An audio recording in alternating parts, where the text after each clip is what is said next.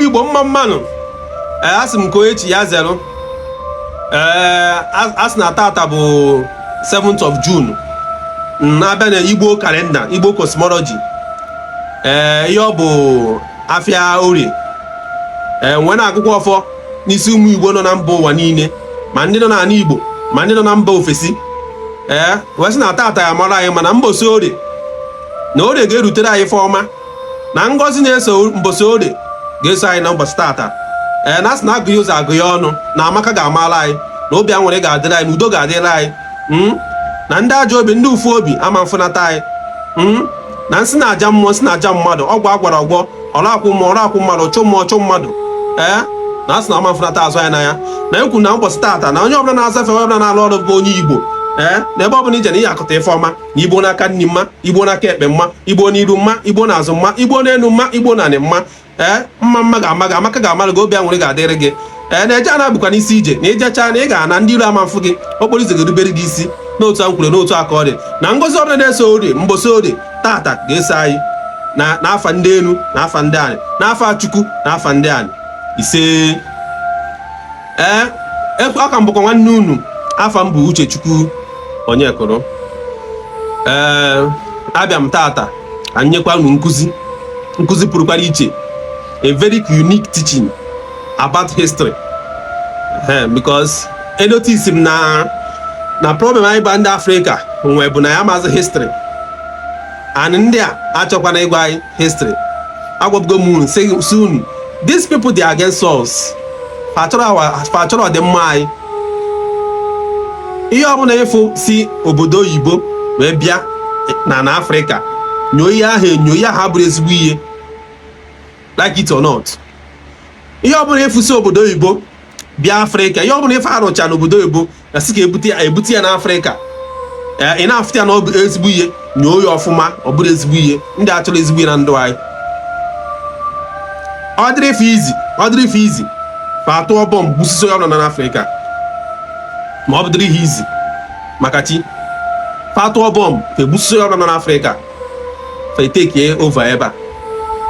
Ịghọta onye ame ha chọrọ ka anyị mara history. Imagine our schools today ada akụzinwu history, mana ya dịba. So tata a sị ka m bịa kụziere unu ka ndị Africans as a whole, the whole Africans si wee lose their knowledge, lose their techniques, lose their vision, lose their heritage, lose their spirituality, lose ihe na ha ji dị ebube, ihe ha ji bụrụ odogwu, ihe ha ji bụkarịsịa n'ụwa. Agwa m na Africa, na this world started with Africa. The Caucasians, ndị ọchị na-anya kịta oruchabe their existence n'ụwa eruchabe 15,000 years. Their existence ndị na-anya, ndị ọchị na-anya, their existence n'ụwa eruchabe 15,000 years or 20,000 years. Mana blacks as a whole across go more than millions of years, especially ndị Igbo, because like it or not, this war started with Ndi Igbo. The first people that graced this earth bụ Ndi Igbo. Jee talk above Benin. I want to talk about, I think, maybe 2 years ago or so. Okuria. The first people on this earth bụ Ndi Igbo. And I want if I knowledge by knowledge. I want knowledge. Science by Africans were once a great a continent. But today, look at us. The major thing good now. Obron I lose the thing, but the issue. No, I lose the present generation. They are not everybody. They ignorant. No, I don't care. I want to kupun. I want to email investigation. Malo, if any this Europe. Okay, in Europe, as na Europe civilization video from ancient Greek, present day Greece. Now the ancient Greek, present day Greece, be able to civilization in Europe. Yes, ezoku. Magunu kosi weme. Magun na that civilization. Far Hamota.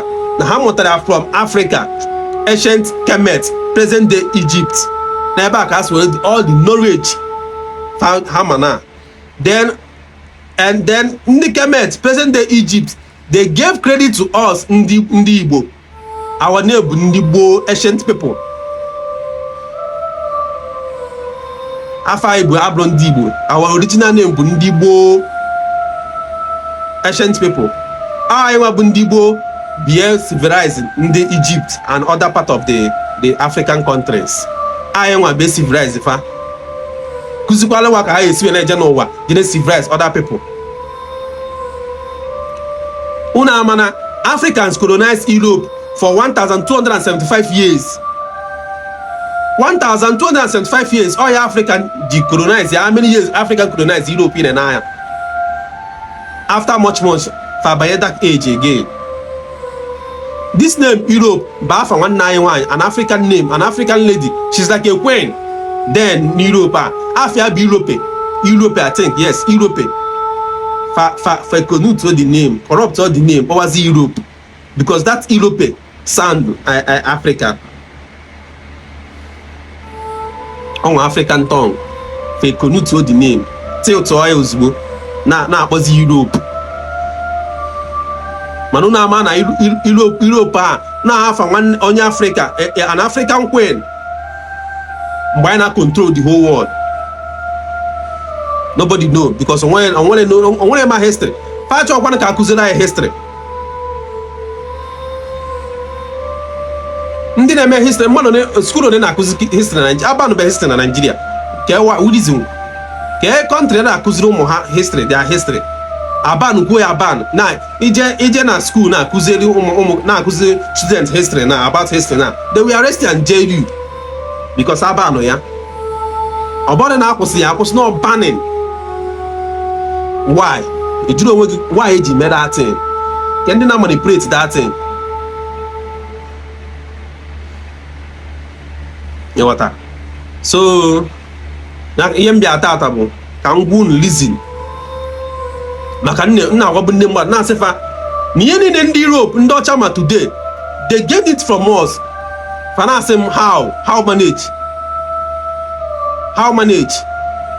Then somebody went to say ebe ha nwa Europe mụta ihe niile o nweta ife niile farmer ha ji buru odogwu today n'aka anyị kezi ha mụtazi ya wee si anyị practice ya ka again when anyị nwee develop knowledge a develop our African continent.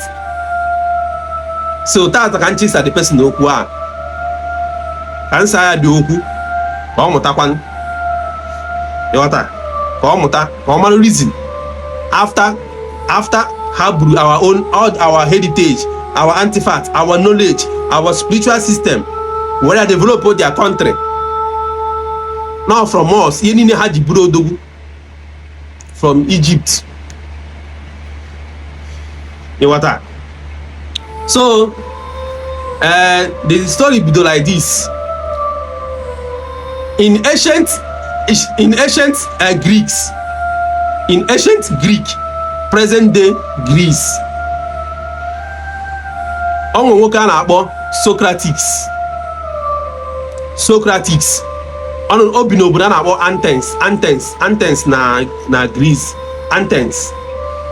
Socrates, they about, as of that time, they about 20 something years. Yes, on a youth age, 20 something years. They about 20 something years. So then the Europeans were in dark age. The first dark age of Europeans. The first dark age the meaning of dark age bụ mgbe onye ọbụla nọ n'obodo, mgbe onye ọbụla nọ na the whole continent, onye ọbụla nọ na the whole country bụ itibọrịbọ, they are dump. Ọ bụrụ ndị ọcha so ibe asị gị dump ass. They are dump, ha bụ itibọrịbọ. Onwere dị enlightened, onwere enwe knowledge, onwere dị educated, onwere ma about anything. So nsị ha na-elive, ha na-ebi ndụ ka ndị anịma, ihe chifote. Like chifukwa na ara agụ ya ụzọ agụ ya ọnụ. Ya chifukwa na ara fe ebido ihe ọbụla ha kwa na-eme. Nobody, onwere enwe plans for tomorrow, onwere enwe plans for next tomorrow, onwere enwe plans for next year. Ha enwelo calendar, ha enwelo time. Everybody na-ebe dị dump. Itibọrịbọ, onwere eme agụ ihe, onwere eme ede ihe.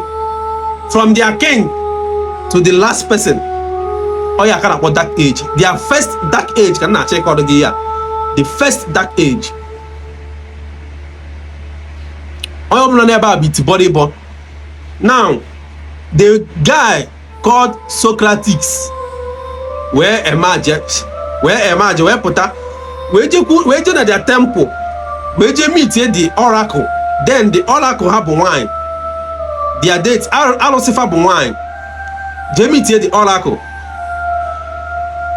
So many people see isim kete otu anọ mu choose gender chukwubu, isim gwa gị gender chukwubu, mma sị na chukwu bụ nwanyị,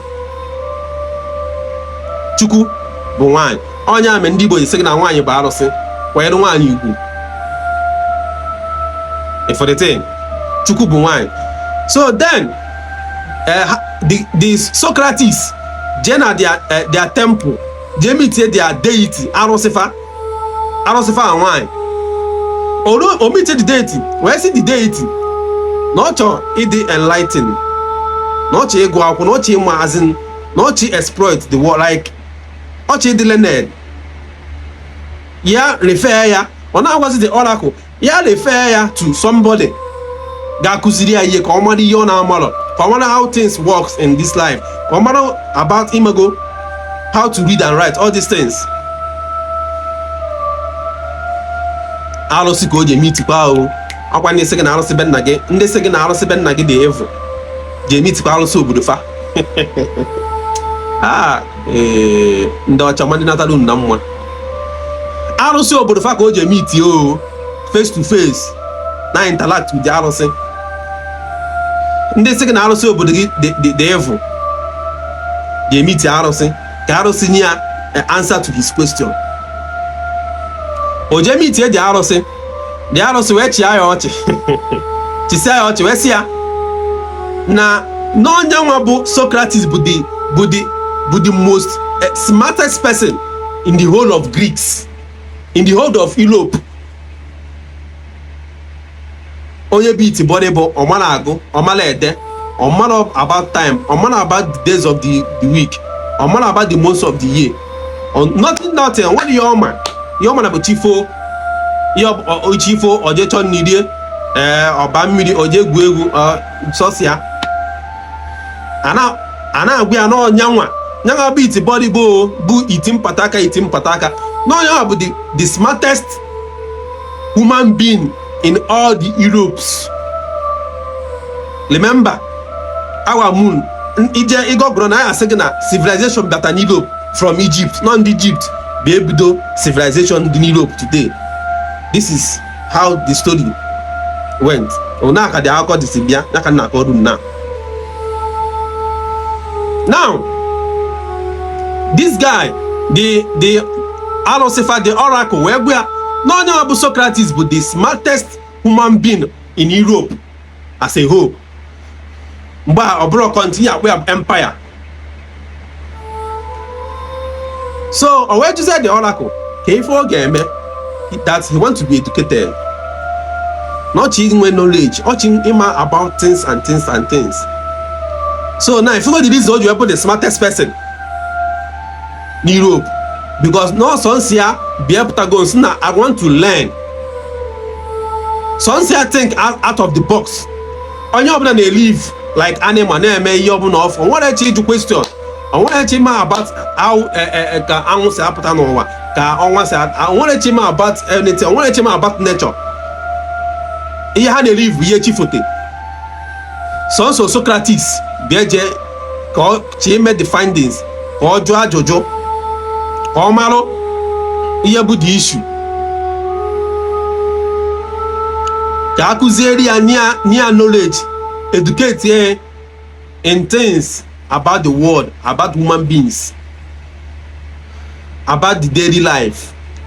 Socrates onye ọ bụ ebu ata civilization in Europe. Like the Bible can not again now. Socrates had one problem. On a juju. Isia na imana moto buma de beni. I say why? Why moto ji buma de beni? Isia ya bia de ni. I say why? Why you see bia de ni? Ya problem on. On a juju. And when you go and I say why? Ya the one major problem on. You have no I say why. He said, "You don't tell. Say why." He said, "Man, an age phone make call. Say why? Why are you phone make call? How possible age phone make call?" He said, "Na million na anwe say why?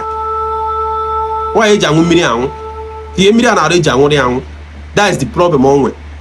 Ona ajuju, ona ask, ona ajuju ni yobu na agwade ya. And because of ajuja, men and people I don't like it associate with nyawa. I like you know people I don't like it biaka and hana bakon kata.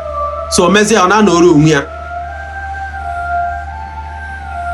So the oracle where we are here, if you want to accomplish what you are looking for, negapo outside Greece, outside Greek, outside Europe, travel far to seek the knowledge you want. Nobody ya ho na cho. No ga me travel poor Greek as a whole, poor Europe as a whole. Go and nwete that knowledge on na cho. The oracle go say the thing. O say okay. O je kwado park ya bia. Park ya ngwongwo ya. Banyo gba the means of transportation by liver. Iburu boy na akpọ boy na awa. So buru ugbo oba ogbo bebe the travel. We cross down this place this Ethiopic Sea, present day Atlantic Ocean. Mmiri a na-akpọ Atlantic Ocean now. As of then, ihe mmiri a na-aza bụ Ethiopic Sea. As of then, mmiri a na-akpọ Atlantic Ocean today. Ihe na-aza mgbe bụ Ethiopic Sea. So, ọ gafete na the mmiri, na ya na the west side of the river. Ọ na-afụ Atlantic City. Ọ na-afụ the island, Atlantic Island. Ọ na-afụ ya there. Then mmiri a na-aza bụ Ethiopic Sea. Ethiopic Sea ka mmiri a na-aza mgbe ahụ. Then ọ na ya na the west side of the river. Ọ na-afụ the island a na-akpọ Atlantic City. Then ọ wee bịaba gafee the mmiri, gafee the Atlantic City, wee bịa wee stop na ancient Malik Empire, present day Mali. Ancient Malik Empire, present day Mali. Ebe a ka ọ stop ọ bata na the empire, Malik Empire. Mali, obodo a na-akpọ Mali today. Mali were one of the best universities in the world then. Remember, agwange na Europe niile they were have it potaka enwere medical school, enwere academy, onwere ya ha nwe. So nsi ha nwe mgba their religion. Ha nwe amụ arụsị fa na-aga ọrụ. Then man had no educated for any knowledge, for anything about science, for anything about life, for anything about time. They are living as like animals. You what?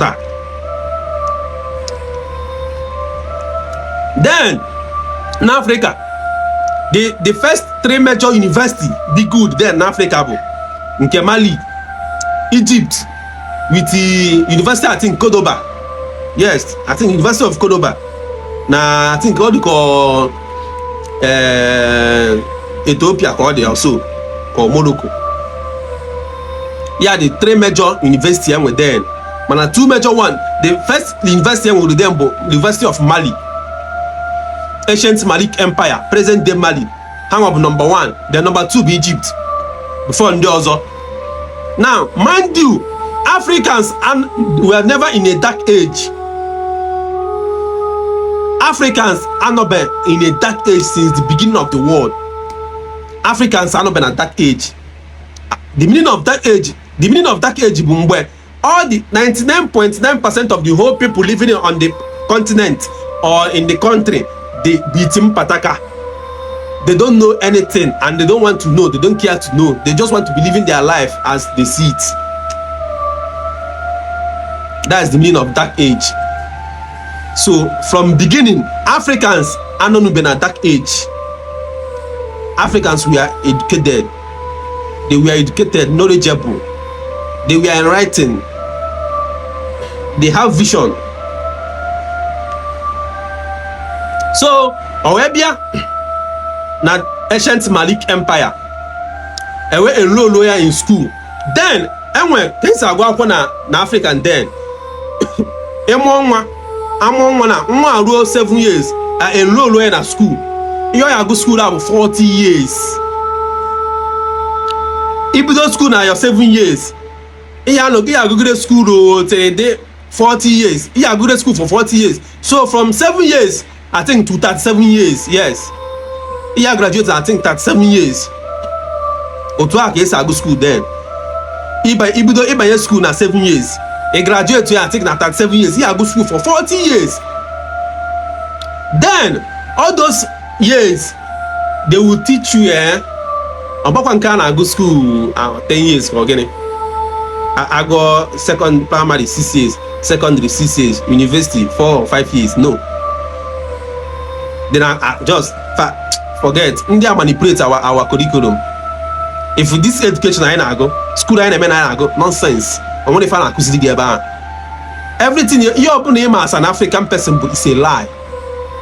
Nonsense. I want to find out ancient Africa na good school for 40 years.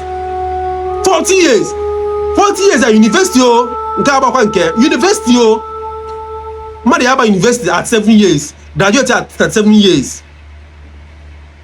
Kana mgosi aka. Kana mgosi kesa aloye di chiche. Kana mgosi about science. Kana mgosi about biology. Kana mgosi about physics. Kana mgosi about chemistry. Kana mgosi about the universe. The meaning of university, the study of the universe. That's the word that gave you university. The etymology of the word university is the study of the universe. To study about the universe, that's brought about the name university. So many people, so many agadi work papa ni junior university ana pa the meaning of university.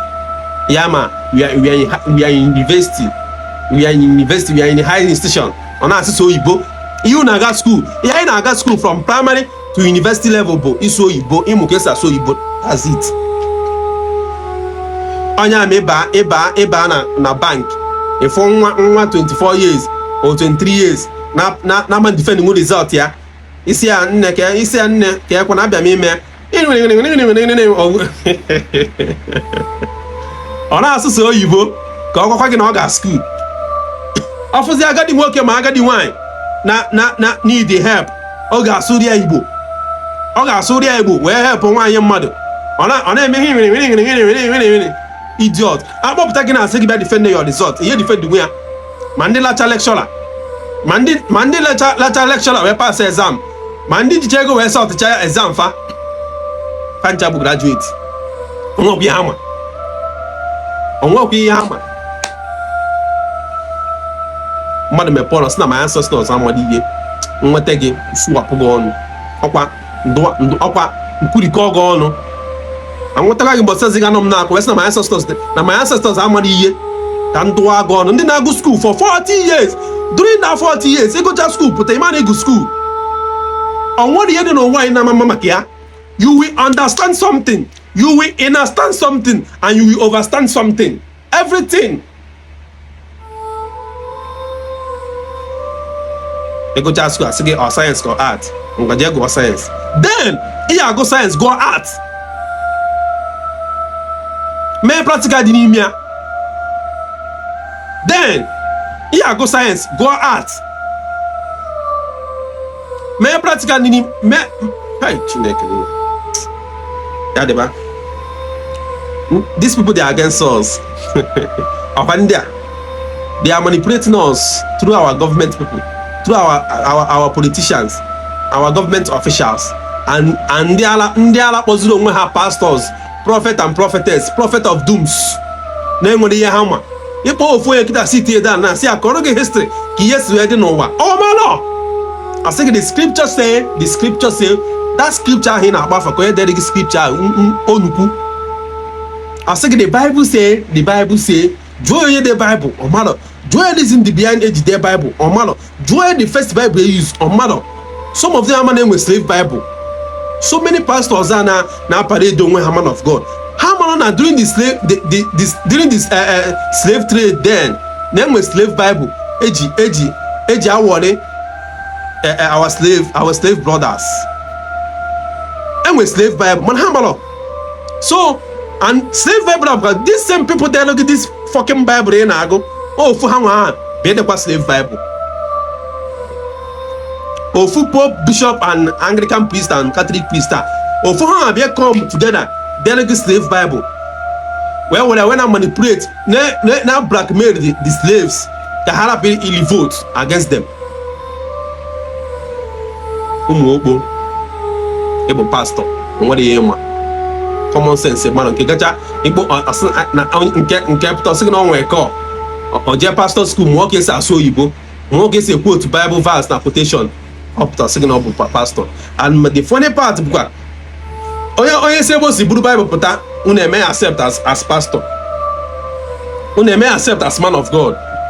You cannot question him, man. If yes, no be a pastor, a man of God. Test his faith. Test ya ba joy ajojo osata nwe ekwuru ema na ọ bụ pastor na akpọ ya call n'eziokwu nke onye bụ igwe na Bible I'm a man of God na-esobia ụmụ okwu onye ma ihe na-eme ma onye na-amara ihe na-eme ha ncha bụ pastor.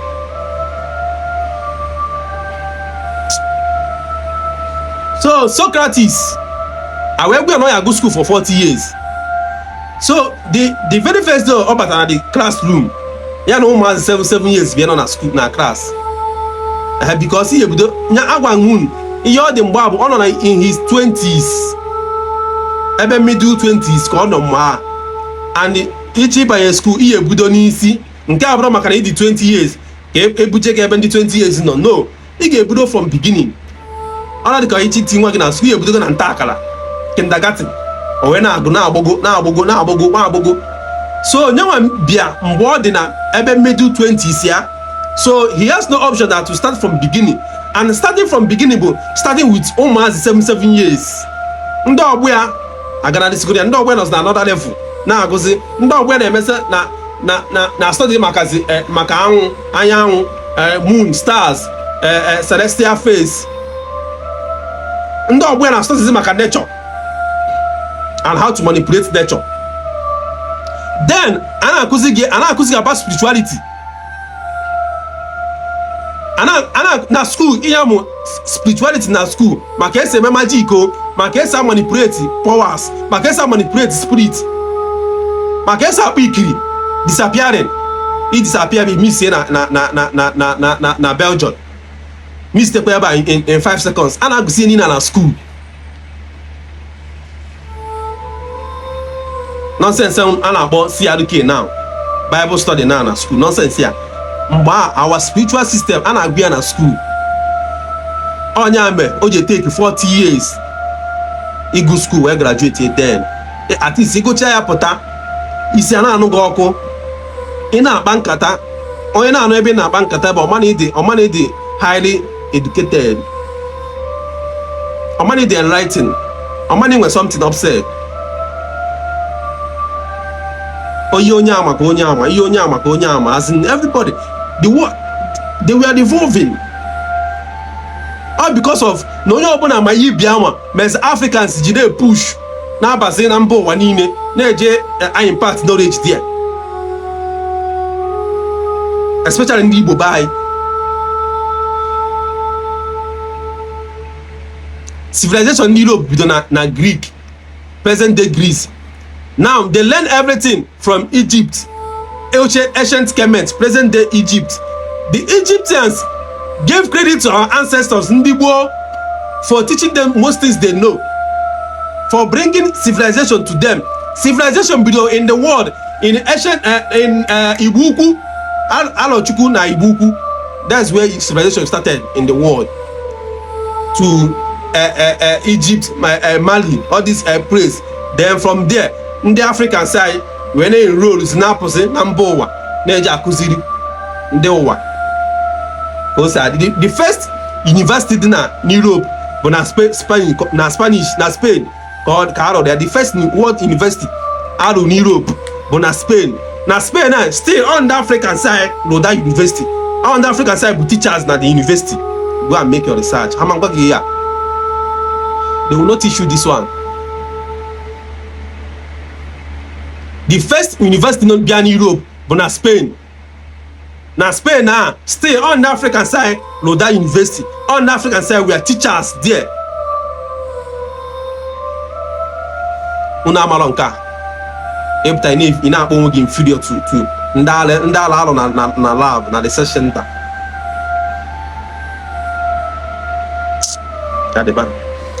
So Socrates, remember the name Socrates.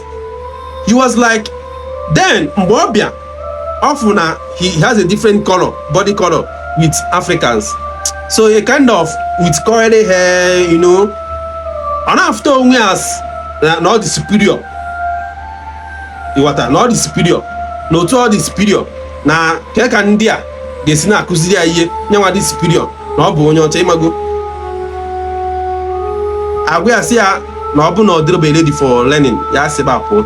Nyawa say okay, but no one go is when I learn something with almost 7 years. Kere almost. Nyawa no na middle 20s. 18 na classroom. All go to no na nje ba school. Eje team na classroom with almost 7 years. Amande mo mana. Mana agwa say if you truly want to learn, you will start from here, from square one, from the root. Then you will learn. There's no one option because of what? He want to be smart. He want to lead and write. He want to know how to read and write. He want to be enlightened. He want to be educated. He want to have more knowledge about the things of the world.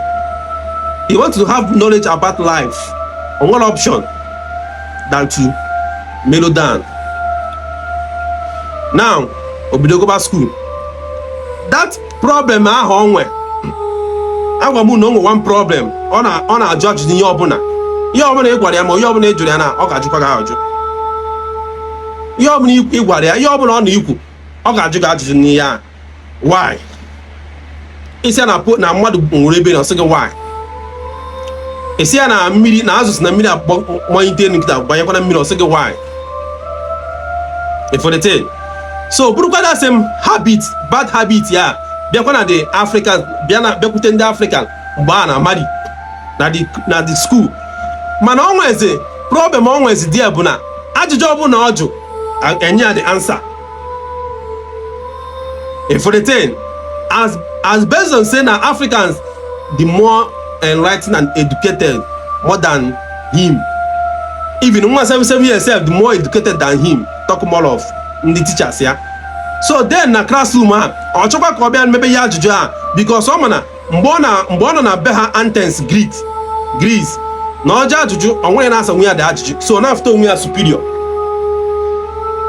Ọjọọ dị ajụjụ onwere na-enye nwe ya answer to ajụjụ ọ na-ajụ, ọnya ma o ji afụta onwe ya superior. Ọnya bie triga o ji je meet oracle ha wee sị oracle na ọchị dị more enlightened, na ọchị onye ga-akụziri ya ihe ya dị fair to somebody ga-akụziri ya ihe. Oracle will say you are the smartest person in this country, in this continent as a whole. You are the smartest person. Nothing with the answer to his question. You have traveled very far. Otu a possible Africa. So Obezia na African na the alone na the school. Ojo say ajuju asaya the ajuju. Ajuju obu na ojo anya the answer. Ajụjụ ọbụla ọjụ asaya anya, ajụjụ ọbụla ọjụ asaya anya, ajụjụ ọbụla ọjụ asaya anya. The thing na-ewezi ewe na-agbakasịzi ya arụ. He was very much annoyed na ndị a na-asị ya ajụjụ ya. So nye ọ naghị firizi na ọ mara ihe, like ọ na-afụta onwe ya inferior to Africans. Even the smallest kid n'ebe a na-asị ya ajụjụ ọjụ self, talk more of teachers. The thing na-agbakasị ya arụ. Ọ na-emekwa, ọ na-agụkwa gụọ assumption ọ gụrụ up to 10 years because mgbe ọ bịa ka ọ na-agwa ha na mmadụ ekwesịghị ịgụ school more than 10 years, the highest 10 years ịgụchago school. Ọ na-agwafa asị ya na ọdịrị otu, and if you want to be educated or you want to know more about things, na ị agụ ya for 40 years. So from 20, let's say all the 25 years, so from 25 years you work out about 1 2 3 4 5 6 7 8 40 years. But how many years? Oh, you reach about 60 something, more 70 something. Or we go back, but we go like every 10 years or more. Just go some years, few years. At Troya, he's a dropout or go to school. Socrates, a graduate or go to school. Actually, because of all their name misbehaves, na so we disturb. And ye na-ebute ihe me o ji disturb na-enyezi nsogbu na-akpa aghara bi because of ọ na-ewe iwe na a na-asị ya ajụjụ niile ọ na-ajụ di ya. So ọ na-achọ ka o prove oru ndị brags na ha nwere uche ruo ya ebe agwa ya because na agwa gị anọ ya bụ the smartest human being in Europe as a whole. Ama m ka ịghọta onye agwa nọ gị nwa bụ the smartest human being in Europe as a whole. Na echi nweta knowledge, you should travel outside Europe. So that mentality go where be Africa. Philip Kwanoka abụkwa the smartest person in Africa. In Africa when I bomb the answer to all these questions. The thing now where I am. The thing now where the thing here was you na-eme ka sizi. Megidezie ndị mmadụ achụpịa from school. He's a dropout or drop out. Now when he dropped out, he has no option than to go back to where he's coming from. Now, to him, I want to go more small, little knowledge he gets. And so you go to school for, let's say, 10 years. And I only go to school for 10 years. Oh my God, I go. Oh my God, there. Oh my God, some certain things. Oh my God, some certain things about life. Not all. Because the meaning of the etymology of the word university, but the study of the universe. You study about life, the living thing, non-living thing, study about language, study about everything, study about the moon, stars, the celestial phase, study about the astronomy, everything. You will study about chemistry, biology, physics. You will study science and art. You will study spirituality. Dibia.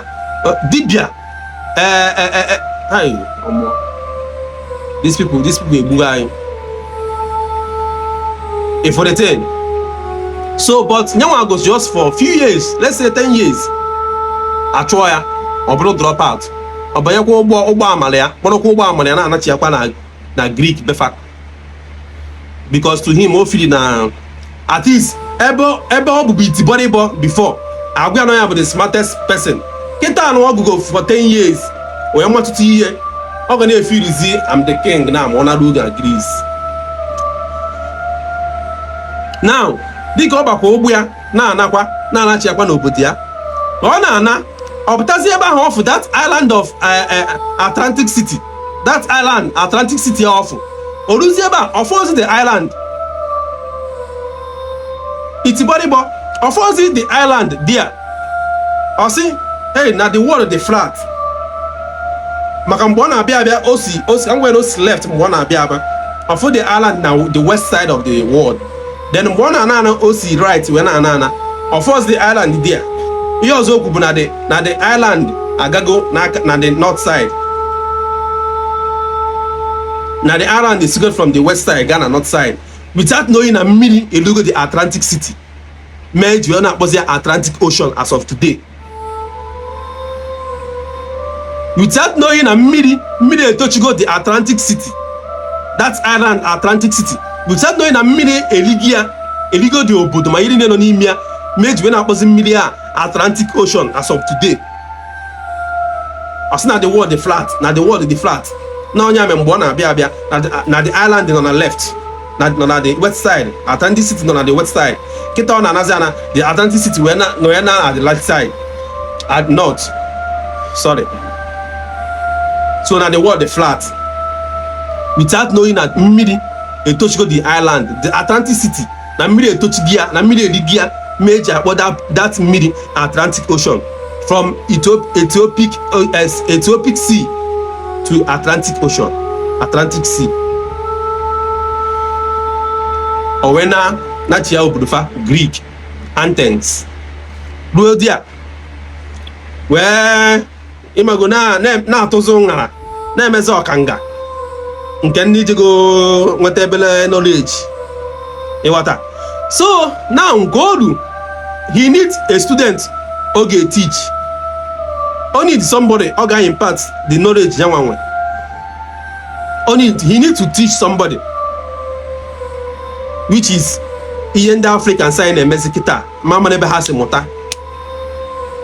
Mgbe gboo mbosi buru gboo onye African mụta ihe ọ chọba nwanne ọ ga-akụziri ya ozugbo adịghị dịka ebe ọ mọịtọ mọịnọ nwe the same knowledge in case of incasity.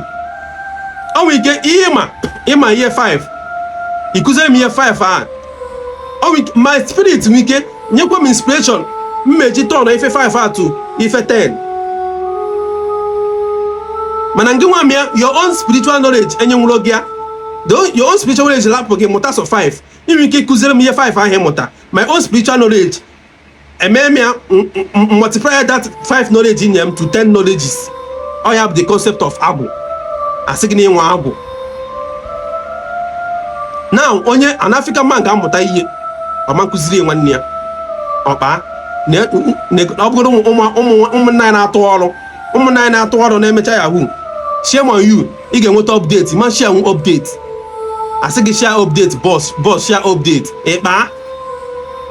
ịkpa so ga-ericha nwa ego niile dị na Europe, ego niile dị ya so gị aya scam nwunye niile dị na USA so ga-emenwu ya share update ka ụmụ alụba gbadisi ego nọrọ ọfụma. Mind you, I'm not promoting Yahoo. I'm not promoting Yahoo, but in my knowledge, the universe will impart you with more knowledge because half go in love for teaching. In love for there's love in sharing. Actually, I know you go. Try to impart your knowledge to people around you so that we get you move Ibru knowledge and move. So give my hack West Fargo. So give my hack Unity Bank of America. So give my hack Bank of Australia. So give my hack Swiss Bank of Switzerland. So give my hack Hong Kong First Bank. So give my hack Access Bank in Nigeria. Onwolo yi kuziria. Onukwu onwolo yi kuziria. So get hack mu the whole account no na banks ni na. No. Ikuzere nwanne gị ị na-hack nke gị ọ na-hack nke ya ị na-eri so ofu ya na-eme convoy ịchị ịnụ nwaanyị ịmanya na ịchọrọ ka men bịara gị marriage a na-abọdụ gị ego na-abụsadụ gị ego ihe ji ị na-emekwa marriage ị na-alụkwa nwaanyị na-abụkwa onwe gị ego mumu ijide update zo boys na-ata afụ na-akwụgharị na street na-ata afụ. Share updates ka people mụrụ ihe mana ha ji ndụ ha eme. Ị na-azụ afịa ịma the secret of the business na-eme iji associate. ị nwere ike isi ala nwanne gị ka ọ mụta mepekwa the same business apply that same secret ijidi ya ịma ihe okpo na ndị ọcha onye ọmụta ihe. Socrates itipọrọ ịbọ Socrates bịa mụrụ ya n'Africa na be ha na-achọ onye ọ ga-akụziri ya ozugbo ogbe oge. That's why ọ dịka ha ncha dị educated. Ihe afụ mmadụ onwe ebere ego ọrụọ school ka onye ọbụla bịa ka akụzibere ihe ọ na-sponsor with ego ya. How many billionaires n'obodo a na nwe school falụgoro debe anyị falụ ụmụ ogbenye amaganwu di ya fools nweghị ego anụmanụ. Amara m onye impact this knowledge n'ime Africans because we are not like this before.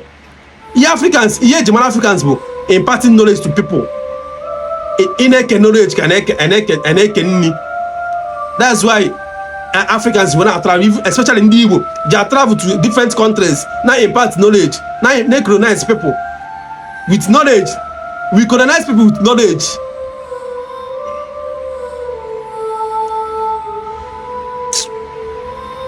Nah, we colonize people with knowledge. Mana today, mmadụ ihe ama sọnsọ eke ihe ama. Ị na-ezo aka gasị na onwe ihe ji eme na-enwụrụ few years ago enwecha ndị na-agba ọgwụ ndị bụ agba aga ọgwụ ebe a ọsọgịrị gị ọgwụ a gbaa kịrịkịrịkịrị ha chịkọta ọnụ men bịa ya otu a ọ kwụrụkwa mana they die with that gift. I want to have teach with that gift. Onwe ndị bụ just na ha metụrụ aka ebe a famagoni nwe typhoid and malaria, famagoni nwe cancer, just ebe a fagakwa school. It's a natural gift.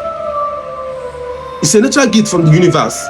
Family aka ebe a na fagwa gị na BP gị nọ 200/10 ebe a ọ metụrụ aka n'afọ ọgwa gị na inwe ulcer aka nkịtị ka ọ metụrụ gị n'afọ ọgwa gị enwe people with that gift but they are dying with that gift. They couldn't teach. They don't want to teach anybody what they know. Tomorrow you will die. You will not live forever. You will die. So you will die with that knowledge. That knowledge will die. You know. Chineke na gata gota. Ndị enu na ndị ani gata gota. What did he teach? Kuzere mmadụ ibe gị ọ na-amalọ. So gị ji bụ update. Ije ịkwụ ụgwọ wee nweta update. Ịkwụzụgwọ wee nweta the update and so share update ọga ka boys nọrọ ọfụma bụrụ onye ala. Anwe ndị fani look up to. Our government have failed us. What do you expect? Share update. Onye meje ji poison ebusu n'ụwa kịta. Inwezi ego ịkpọrọzi ụmụ alaba gị ịkwọrọ ụgwọ hotel kpe ya nwa ya ọ ga-ala. Onye ọma clap for yourself. Ị na-agbani ka ọrụ onwe gị aka. Inwezi ego ịkpọta ụmụ alaba kwọrọ ụgwọ hotel kpe ịfa nwaanyị fa na-ala mana asị gị weta ego nwaanyị ahụ ị na-akpọ ịfa esi ya mbara edenye nwoke ego n'aka. Ama m ebe si butekwa ideology nke na edenyekwa nwoke ego n'aka n'ụwa kịta. Hey, Chineke na papa nyere anyị aka. Ọ gị na-eme dị guy ụmụ alụba ụ na-erisikwa m nsị na-agagharị o guy na-edenye nwoke gị n'aka maka chi ka nkọrọ na anyịkọ ọ nwe anyịkọ ntị kọrọ metụta m in 2016 let's say between 2016 2017 or be 2018 I think onwe bet na jan na alụ na ya somewhere na side Opiwe ka side cheaper fish station dị na Opiwe ka onwe bet na jan na alụ na ya. So one particular customer m na-abịa agba game n'aka m ọ na-agba visual na bet Naija ọ bịa ịgba visual ọ na-adịbakwa just ụtụtụ ọ jebe afịa ọ bịa gbachara visual ọ na-atabakwa ọ bịakwa gbachara na ọ bụrụ kọ member of visual just ọ na-atụchara visual nke rie 1000 na mana ọ na-agba na-erite ego ọnọrụ. So one evening ọ bata afịa ozugbo ọ na-abata ọfụ game sị mgbarịa game a gba ya 150 Oriego. What? Mboko was Oriego. So Oriego, where that day? Oriego, where? Only takes up to 5,000 or more that day. So on Abansia, we me na Araba, me na Anorocha, Candiocha, or some Kayencho. And see an Ian Chobo, 100 naira Mejibomoto when I bend and nam. Hey, thank God for life. Hey, thank Chuku Okika Abiyama for life, not God. I'm not someone a God. Thank Chuku Okika Abiyama for life. Careful, Mama. Na your mother ibim 100 naira Mejibomoto. Onye bere ọrụ. Mgba nye njabo moto na 50 naira. Ndị mo piwa from cheapest fuel station. 50 naira iru Army Gate ngwolo kokọ ya koba. Mgbokona na bus 50 naira from cheapest fuel station na. Ọkwụsị m na Army Gate ngwọrọ ụkwụ jawala onwe m mgbe a ịghọta mgbe na yo this boy 100 naira ka m nwere wee gba moto wee na-abịa nne na nna m asị nwa bịara ọrụ nwa na-agba mbọ nwa chibanụ nne na nna iru 100 naira imiarọba agwa m sị m mba ha gekwa nke bụ ya nye m ego mụ kwuo mmanya m ga-nkwogo ịmụ mmanya. I was like, the one came Maya. Insia Ichigo and beer or simple Ichigo and beer or simple Insia beer go and buy elego beer and bar out costa 200, I be 250 as of then. Can I beer? When we see a way to singing 100 naira, come on moto na. I mean, what they go moto Jana, no 100 na moto na. It's a number. No, you go in beer 250, I be 200. Oh, you know where Boni Bubayo. No, I remember that guys. Mamma no Nibu. On our Zafia, the electric corner. I think electric on a heavy beach corner as Zafia. On you 100 naira, come more balloon muru. Monoti go in beer 250. Come on, woman. One. I'm a me, all Nimo State Cambo. You ain't like a Nimo State, I'm my Makuchi. Afam Bukuche, bro, Nimo State. I'm a million. And some way I go to beer. No, star can now. Or you go to star. Yam. I think go to go to Bankia now. Baku forgive my idea, both forgive me, dear. Onaba, send bye bye. See, Onaba, what about Moya? Jay, Mona do man go to the man. I'm gonna do man not off my. Yay, do man, the Moya say because ya go do ego Moya. I want to go to Naba. Come on, 15 naira money no di Moya jide. Ya di 15 naira 200. You man what the Moya nyezam 200. If that day, and that day we man na owa dey bo. That I remember that kind of experience. That was the first time I went that kind of experience. I was like, Moki bem can you or some day Moki go naka. Moki bem can you dey go 100 naira. Mo no ba moto. Abu ayo go medicine. Obo no yedi kan asị ginye m ego. Ka nworo je chụọ wine. Mo ginye m ego. Ka nworo je se Igbo. Nke a kwene edi. Nke a just na me nwere ego moto. Na mo go sidere m tata. Enwere m ego moto. Just 100 naira. Nworo 15 naira gba na tata. Ụtụtụ echi mpụta akọ nworo ka 15 naira for na exchange. Gba moto bịa ọrụ echi. O mepọnụ si na dey nwoke ego n'aka. Mo je mukwu mmanya na nna nke agwọ nwaanyị ke wetara m mmanya. Igwe nze m mmanya 250. Instead of nye m 100 naira nwe change 150. Ya dịba. So nyekwa nwaanyị the money, the mmanya onye m 200 naira. Nke na nwaanyị nke ọzọ main load ba moto na wadụ nwachi m. Nwezi ego ne nwe extra 100 naira. For the thing. So African side, onwezi onye na-achị help nwanne ya. Ọ ya mewe ịkpata ego na-eriso gị. Ụmụara banye gị poison in ligbuo onwe gị. Because iji update, iji funds, onwere echi impact, onwere echi nyere aka. Ị na-emere ọsọ gị abeze, sọ gị beze ga-akwụ ọtọ. Onye kwụrụ ọtọ ibutuo ya, sọ gị beze ga-akwụ ọtọ. Enye gị poison ahụ, ilie poison ligbuo onwe gị ebe ahụ.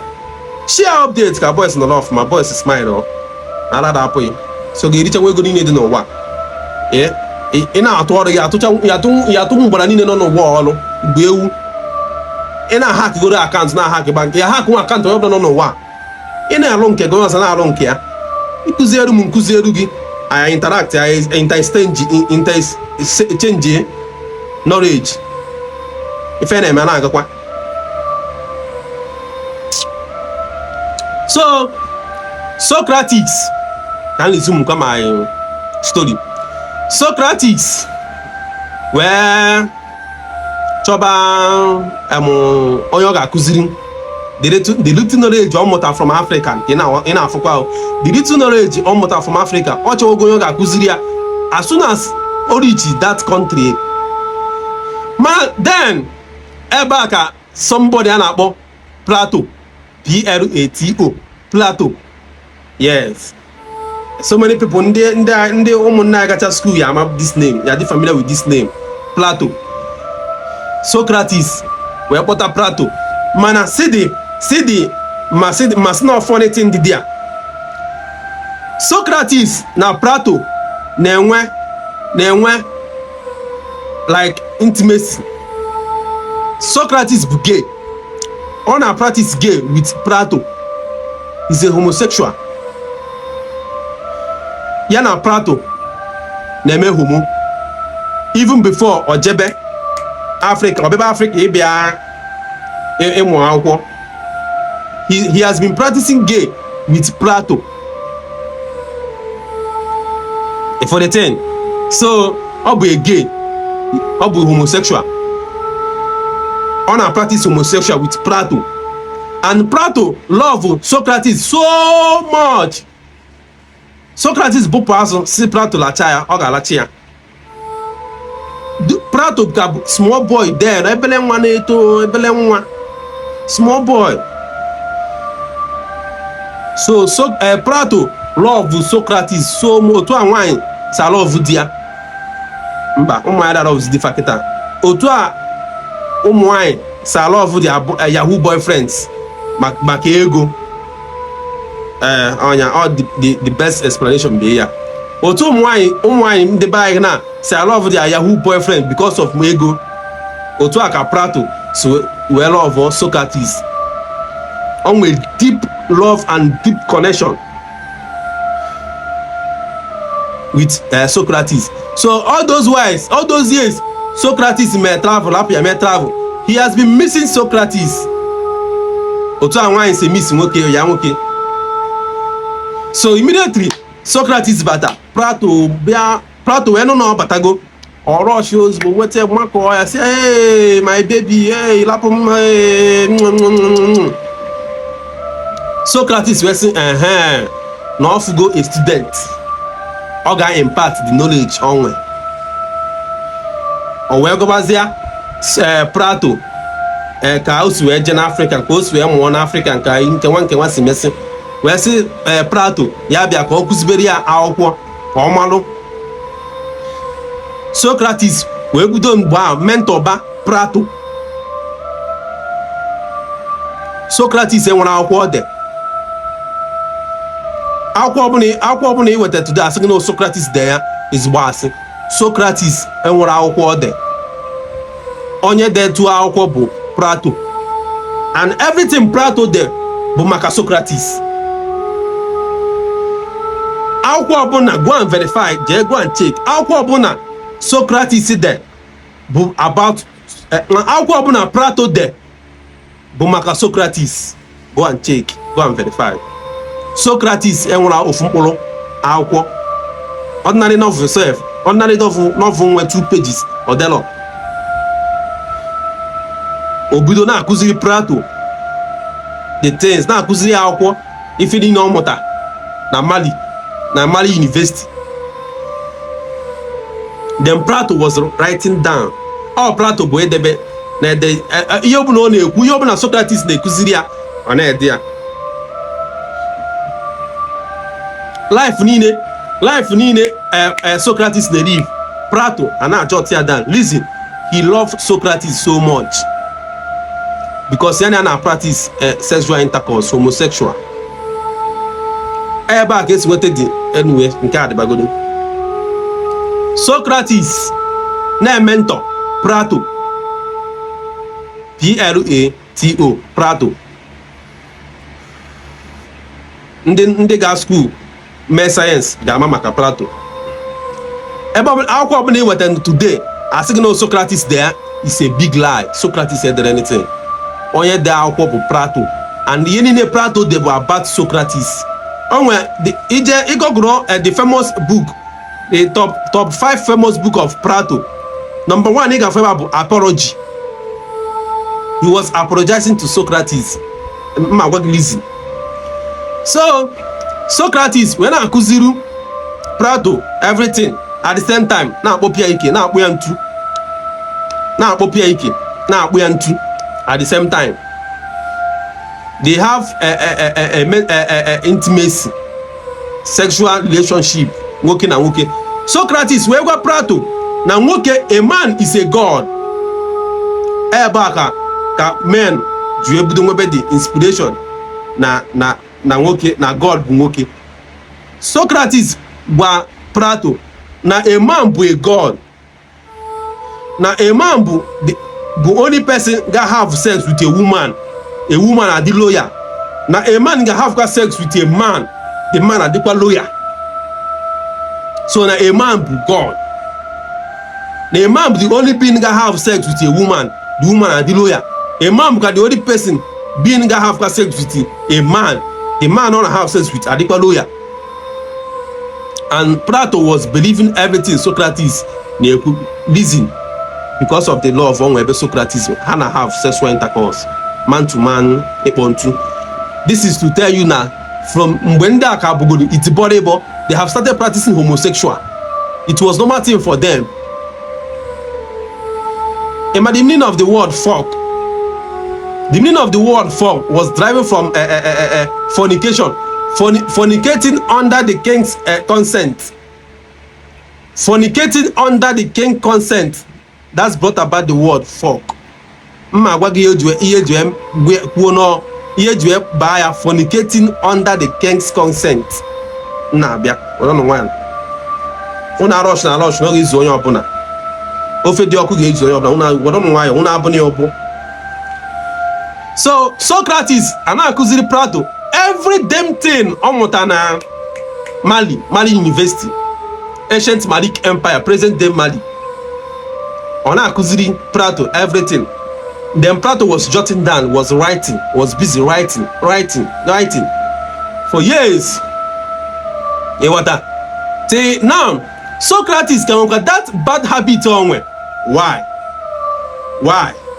Why this? Why that? Why that? Why this? So, my brothers, my sisters, my friends, my cousins, they were tired of that why, and because of that why habit, Father I like associate with Socrates. Because on our ego season, because you are the smartest man in Europe, the whole Europe as a whole. They are oracle there. Then with a small knowledge where Batazia needs as a king. So Socrates, where am I? Why? One day, ndo obodo, ụmụnne ya ma cousin ya aprano gboro ya je gbuo. Akwụkwọ ọbụla ego asị na Socrates nwadi old age asị. Egwuregwu. Enwike anwụgo ebe ngo nje gụọ ngụta na ọbịa yabazi arụ old age wee nwụọ asị. Ụmụnne ya gburu egwu reason because of that why attitude, that wide habit. He questioned everything. He questioned everything. Why? Feworiwe out of Agwangi then, how can on a dark age? They are living like animal. Feworiwe pori ya jebuo. Now, mgbe egburu ya, Plato bụ student ya bụkwa ka ma akpụ ya ọya nwanyị. Ka ma akpụ ya. Ka gay partner ya. Plato bụ student ya bụrụkwa gay partner ya. He was very annoyed or depressed or frustrated na egwu menti ya ya na practice gay na akụzikwara ya akwụkwọ. He was very annoyed. All that play because of na egwu Socrates Prato created that book, Apology. Abi apologize. I think Apology or something. He was talking about Socrates in that book, Apology. Go read the top 5 famous book Plato there. I won't care about Apology. Goya. He was referring to Socrates. Na ye meria na cause happen. Na cause Kayama Plato were the help press that he couldn't help his mentor Socrates. Ebuoye. Apology. He was talking about Socrates. Now, many years gone, Socrates had Abugo the smartest boy in the whole Europe now, because the former smartest boy, Ango, the former smartest man, Ango, were imparted the knowledge for the thing. Africa, Kemba, Ndi Igbo good Africa, Ndi Igbo, Kemba ya the mwa. Now, ọ bụrụ na Socrates akụziri ọrụ Plato ihe niile ọma ewe gbuo ya, now he will die off with the knowledge. He will waste with the knowledge, or that knowledge ọ mụtara from Malik Empire University. Ọ bụrụ na ọ kụziri ọrụ ya Plato, he will die off with the knowledge. Now, the Europe nwere ike ọ bụrụ na ha ka ya nọkwa na that age up till now.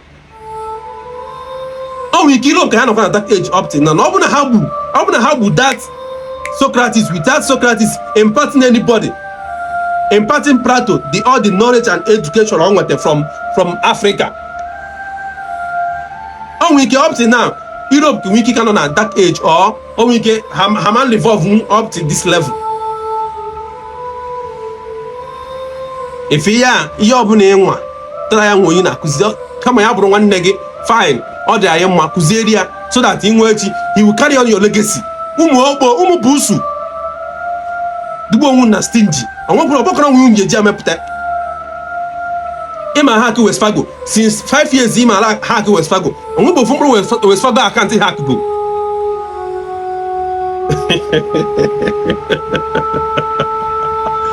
Hey, I'm yellow to not I know if a guy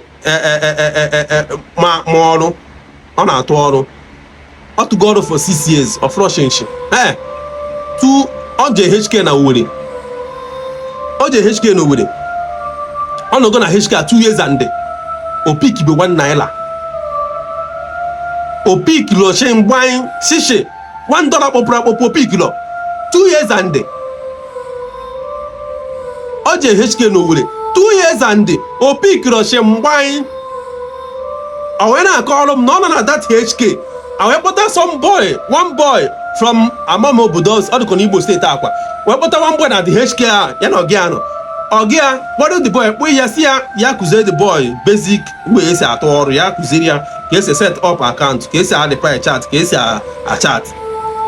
Young follow the boy, Kuzia the boy, Yanalo. Us the boy be on Sunday.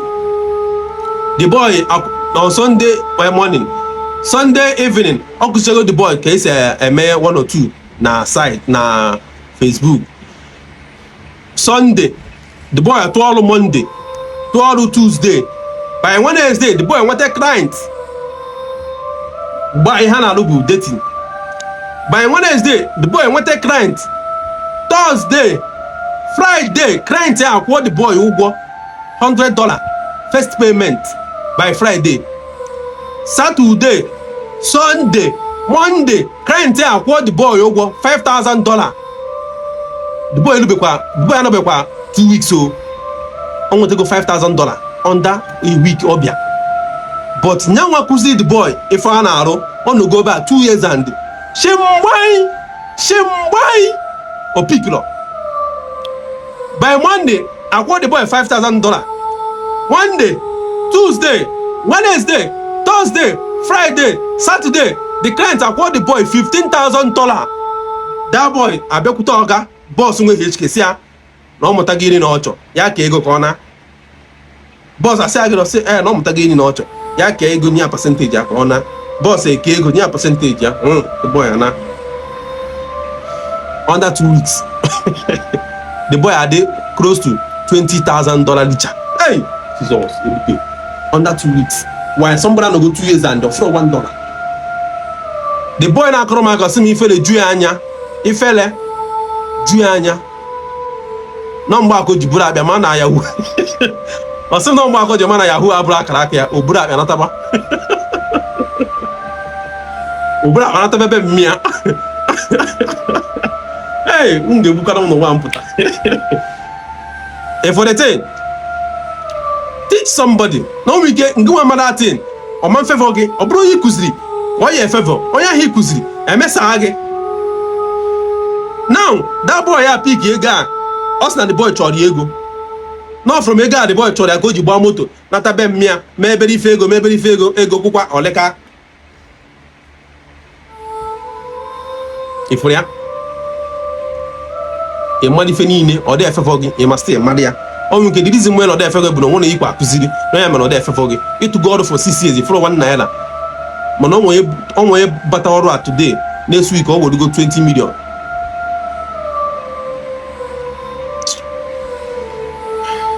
So Plato, and now I can continue with my story. Plato now, he was very, very sad na egbugo ọya nwoke bụ Socrates, mentor ya, teacher ya, na gay partner ya bụ Socrates. So now, nyanwa enweze much thing to do. O bidokwa chọbakwa onye nwa ga-akụzi iru. O bidokwa immediately chọbakwa onye ọ ga-akụzi iru. O wee mepee academy. Wee recruit young boys, because mgbe a ụmụ nwaanyị n'Europe, onwere ụmụ nwaanyị ji Europe eme, onwere ihe ndị Europe ji ụmụ nwaanyị eme. Ụmụ nwaanyị ọrụ fa niile bụ na kitchen na ụlọ. Ụmụ nwaanyị adapụta iro, ụmụ nwaanyị ada participate in anything, ụmụ nwaanyị ada aga school. As of then, ihe ha ji ụmụ nwaanyị eme bụ sie nri, dozie ụlọ, ịbịa ata gị ịnaba. Onwere ndị ụmụ nwoke ji ụmụ nwaanyị kpọrọ, mana the God they are serving bụ nwaanyị. Careful how stupid ha dị. The God ha na serve, the deity ha nọsịfa bụ nwaanyị, mana onwere ha ji nwaanyị kpọrọ. So mgbe ahụ ụmụ nwaanyị ada aga school, ụmụ nwaanyị na-anọ n'ụlọ, ụmụ nwaanyị ada participate in anything. As of then, so and Plato adọkwu lady teach any girl because of what? He's a gay. Ọ bụ gay. The etymology of the word mentor mean a teacher and somebody gonna practice gay with somebody, with that child. Mgbe ọbụla ị kpọtara nwa gị a mentor or a private teacher or a mentor, ma a na-ekpọtagoro ya onye gana akụziri ya ihe through sexual intercourse, whether ma nwoke ma nwaanyị, ma nwoke ma nwaanyị. The etymology of the word mentor means somebody gonna akụziri gị ihe ma na akụziri nwa gị ihe at the center na-emekwa sexual intercourse with you. That is the meaning of the word mentor, the etymology. Ebe a ka has drive that word mentor. So Socrates mentor Plato, now have sex homosexual with Plato, na akụzikwara ihe at the same time. And family Socrates na family Plato, mana Socrates na have sexual intercourse with Plato. He may talk about secret something, or secret something. They all know gay was normal to them. Gay was normal to Europe. As of then, at that age, and when they had gay the normal thing. As of mwa, Hanchana practice gay. Ma popes ni na gay. The first pope, second pope gay. The King James, the Mumu King James, then again King James version of the Bible. He was gay. On a make gay with PA, yeah. King James version of the Bible. Where there, the idiot book King James there. Now practice gay with PA, yeah. He's a gay. So gay na alone at their right age. All normal thing to them. So family Socrates na family Plato. Mana Socrates na Plato na have sexual intercourse. Gay na practice gay. Ewe malo. So na dia western world ebe a ha mana mgbe ọmụna ịkpọtara nwa gị mentor na ịkpọtagoro onye ga na-akụziri nwa gị ihe na-alakwa nwa gị at the same time na sexual abuse nwa gị. Ọ bụrụ sexual abuse, no normal sexual act with nwa gị. Never. That was their belief, and that was their system of life. Now, Prato, where me pa academy, where recruit young boys, about many of them, as much as he can. Now, among the boys only recruit, Ofoye the outstanding, Ofoye with exceptional wisdom, Ofoye with exceptional knowledge, Ofoye with the enlightened more than every other student. Imafoye biya, Emmanuel Aristotle, Aristotle, Inuga the name. Unuga school and the name Aristotle.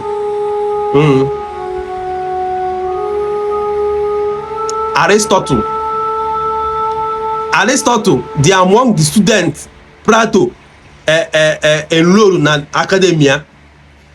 Mind you, then there was nothing like academy, there was nothing like school. All Plato be the first person maybe an academy na Europe as a whole. There's nothing like school, there's nothing like university, there's nothing like academy. Plato was the first person Maria. Now, Plato, we able to quite gay relationship with Aristotle. Plato, bido gay relationship with Aristotle. Now, kuzukwari ayiye, na make we gay. And onye obuna man on make gay with those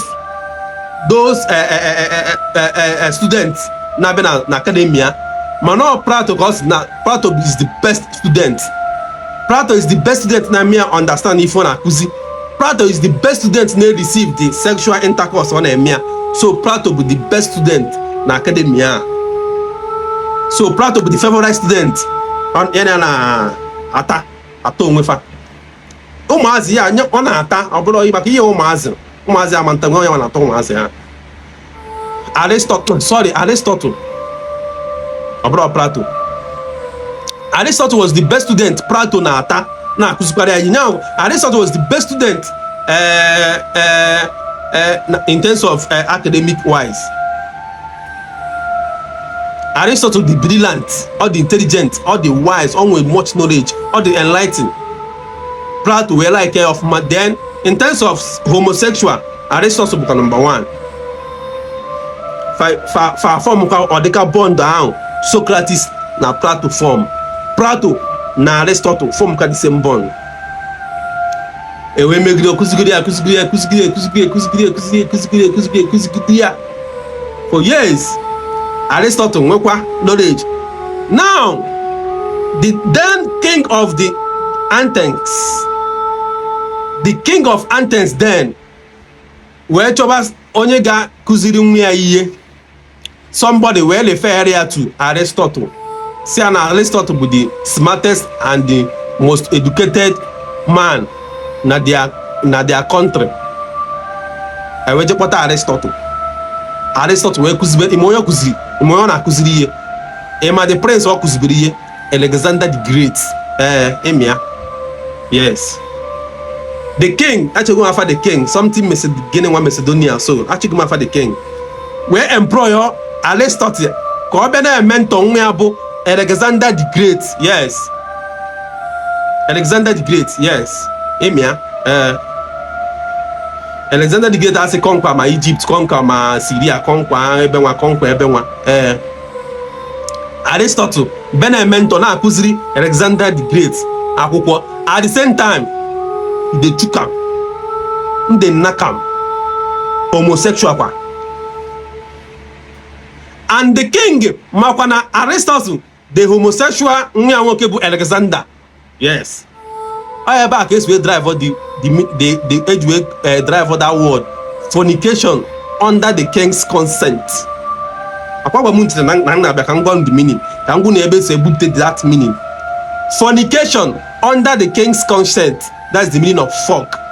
Fornication under the king's consent. So the king then na Socrates na atanwu ya nwoke. King no nwe bụ gay. Ha no say why na emekwa gay. Fornicating under the king's consent. That is the meaning of fuck. fornicating under the king's consent. The meaning of the etymology of the word fork. The etymology mean the origin of the word. Ihe mee ebe okwu obe the word si pụta. Ihe mee ji kwubo odo okwu a. Fornicating under the king's consent. Etymology of fork. Aristotle wee na-akụziri Alexander the prince then ihe niile ọ mụtakwa. Then na-agwazi Alexander maka Aristotle wee na-agwa menti ya. Aristotle na-agwa nwa bịa student ya bụ Alexander about his mentor, his own mentor bụ Plato. And Plato na-agwa Aristotle maka his own mentor bụ Socrates. Wee na-agwa ya si ya na o nwee somewhere far in the world ndị nwe much knowledge, because Socrates gwa Plato na Africans were much vast knowledge in everything. They know everything. They have answer to every question. They can manipulate weather, they can manipulate energy, they can manipulate power. They know everything, Africans. And Socrates mana after Mali, then we a place and called Egypt, nwekwa much knowledge. So Socrates now got Plato about Africans, ni often Africans, ni yeni no more Africans. All man Africans, ni in Africans after Mali, then we Egypt, then we Ethiopia, then we Ghana. Socrates na kuzi Plato. For the thing. Now, Plato kuzi kwa Aristotle, then we somewhere in Africa, ndi we knowledge, vast knowledge in everything about life, about time, about energy, about everything.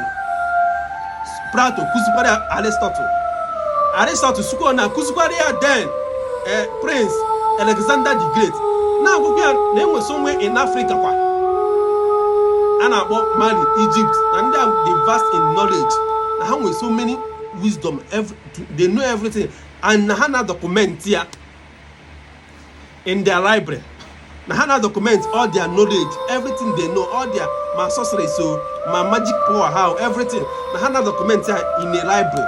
Nahana write here down, park here in a library.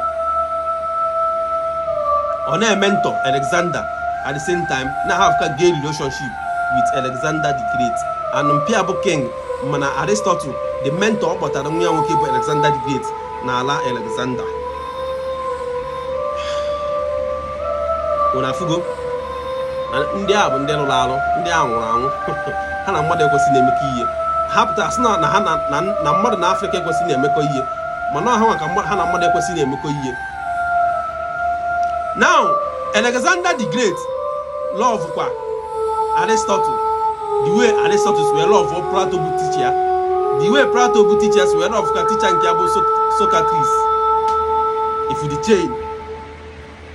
Now, this is how the ancient Greek, present day Greece, swe buata their knowledge. Now, see the whole story now. When Alexander the Great become the king of Greek Athens, Socrates, Aristotle, kusigededu na mentor Alexander the Great, oto the kingship eruaka. The kingship we luzie nyanwaka. Alexander the Great we bụrụzia king. Then obodo conquering. Ikonko obodo were ihe niile ha nwe. Ikonko obodo were ihe niile ha nwe. O wee lotekwa na menti ya bụ titi ya Aristotle bụ anya nwe obodo nwe much knowledge a document. Mgbe a ka o kpọrọ soldiers ya fa wee je conquer Egypt. For the thing na fa wee je Egypt, conquer Egypt. He got brought the about 5 or 6 countries. Alexander the Great conquer Egypt number 1. Or wee je Egypt wee conquer Egypt. Conquer Egypt wee je na library ndị Egypt wee nwee ya ọkụ wee nwee the library ọkụ ebe ahụ edebe knowledge akwụkwọ niile wee nwee ya ọkụ asị ọ nwee ya ọkụ asị ya na ọ mụrụ ya ọkụ na ọgba ya ọkụ gba the whole document history everything ọgba ya ọkụ. It was a very fat big lie. All the things ma artifact ma ihe akpụrụ akpụ ma ihe eserese ma nke ederede ma nke amụdo na wall o si otu a paaki ya ha ncha burie na Greece. Onwere ofu mkpụrụ ofu pin ọgbara ọkụ. Ihe ọ gbara ọkụ bụ empty warehouse, empty house. All the thing omit na that library o so otu a kpokoro fancha paaki ya tinye na cart fa load na their horse burie buna Greece si ha na ọ gbara ọkụ. It's a lie. Onwere ihe ọ gbara ọkụ. Buru all those books after conquer Egypt nweza power over Egypt. Obana the library koko the whole book, the whole knowledge, both spiritual knowledge and physical knowledge, both knowledge about the universe, both knowledge about the earth, about the world, how the world evolved, both knowledge about this pyramid unenaya this pyramid unenaya in Egypt, Sudan, even mana Ibuku, I think Ibuku we pyramid in Ibuku. Una mani pyramid abo. Aso no ebe na ndị king nwuna ezigbo asị. That pyramid contain the secret of that pyramid, the secret of the world. And I think pyramid in USA, almost some part of the country pyramid they generate then something like electricity, like teleporting. That pyramid contains so much. That pyramid, I think Egyptian pyramid. If that pyramid, now that library, can the things about that Egyptian pyramid, all this pyramid in Afuna, now the library can stop all those things. Now pyramid can talk about the African religion. African system of spirituality, everything, knowledge, case science, chemistry, biology, everything. Case case manipulate energy, case manipulate power, case manipulate nature, case travel art, astronomy, all these things. All name that library, Egyptian library. That those knowledge there. Alexander the Great, where conquer Egypt. Where pack the whole knowledge, Buddha na Greece, where see nobody in na hawk, a very fat lie. Now, on Asia, Greece, Buddha, all those things, all those knowledge, all those books, obute from library, hand their hand over to Aristotle Butitia Bumentia. It shock you? All those things, all those knowledge, all those books, obute from that library, Buddha hand there over to Mentiabo Aristotle. Aristotle was very mad. He was like, Guinea, only me. Or we bad all those things in one room. Or toss the anime room now. Where go? Hey, Aristotle, where go? As in, when one knowledge is here na puzi ọkụ ọfụ gwe ebere ka akwụkwọ gbaa now ọnwa akwụkwọ abi igwe ọnwa akwụkwọ ejigota sị gị Aristotle de akwa Aristotle enwere akwụkwọ de ihe o mebu copy and paste. Aristotle did not write any fucking book. Ihe o mebu copy and paste. O wete akwụkwọ ndị chemistry Egypt enwike there are no so person there or compare another book. There's Afia as the author of the book. Copy and paste. On our quarter. Onyame, Obia Ijena history. As going to listen to be the most educated or most intelligent man on earth.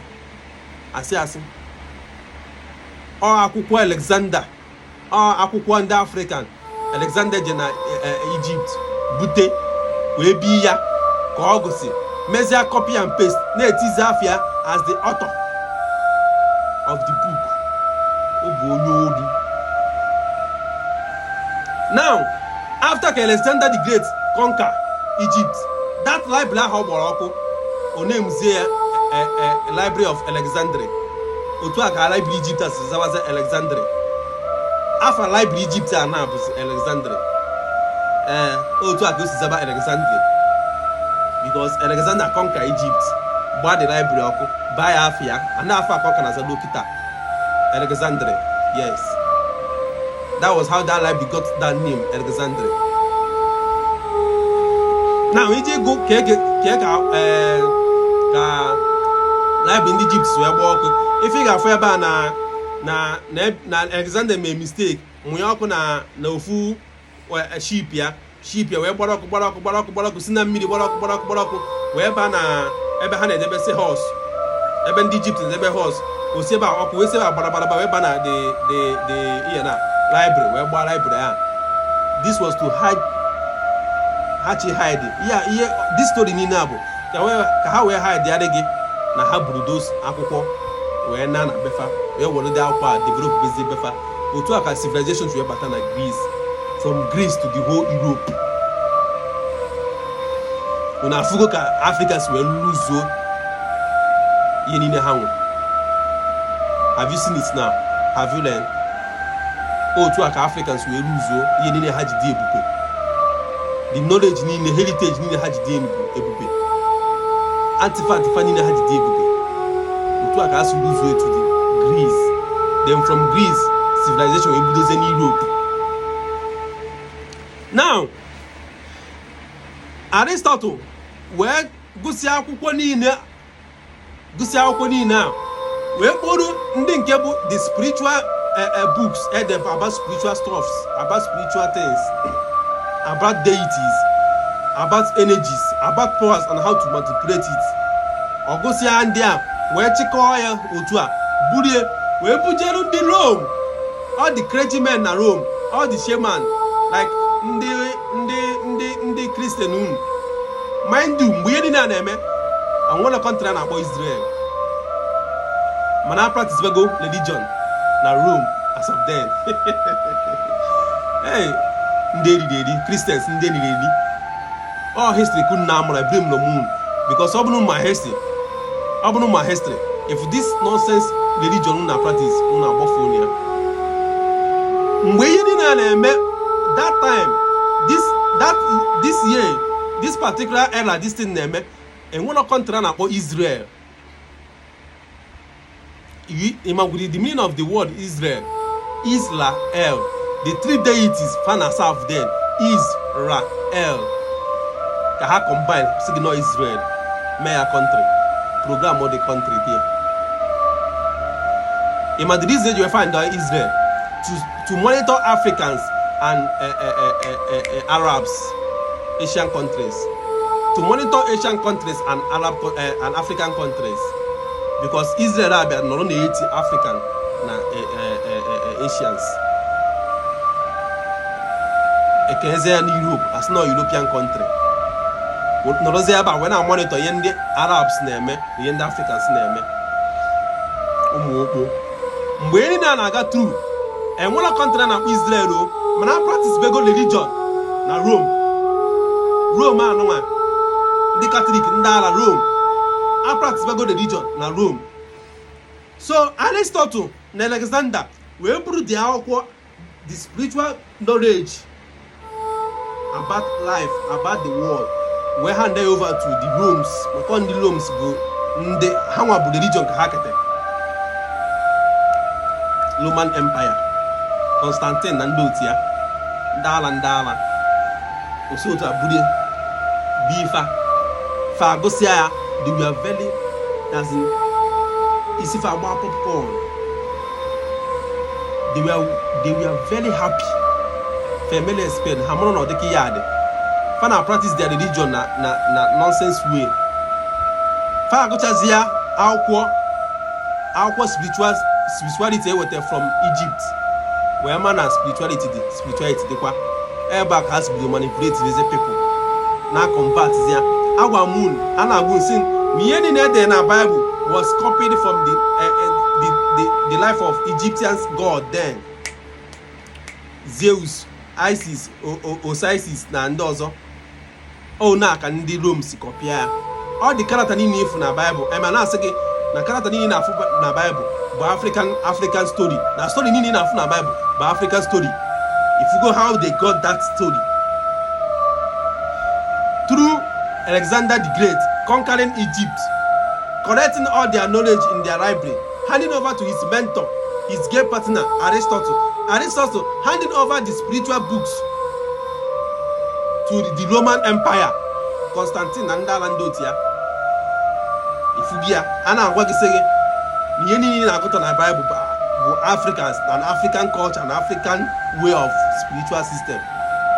Onyame, Old Testament, we had much of our traditional ways, Echuaja.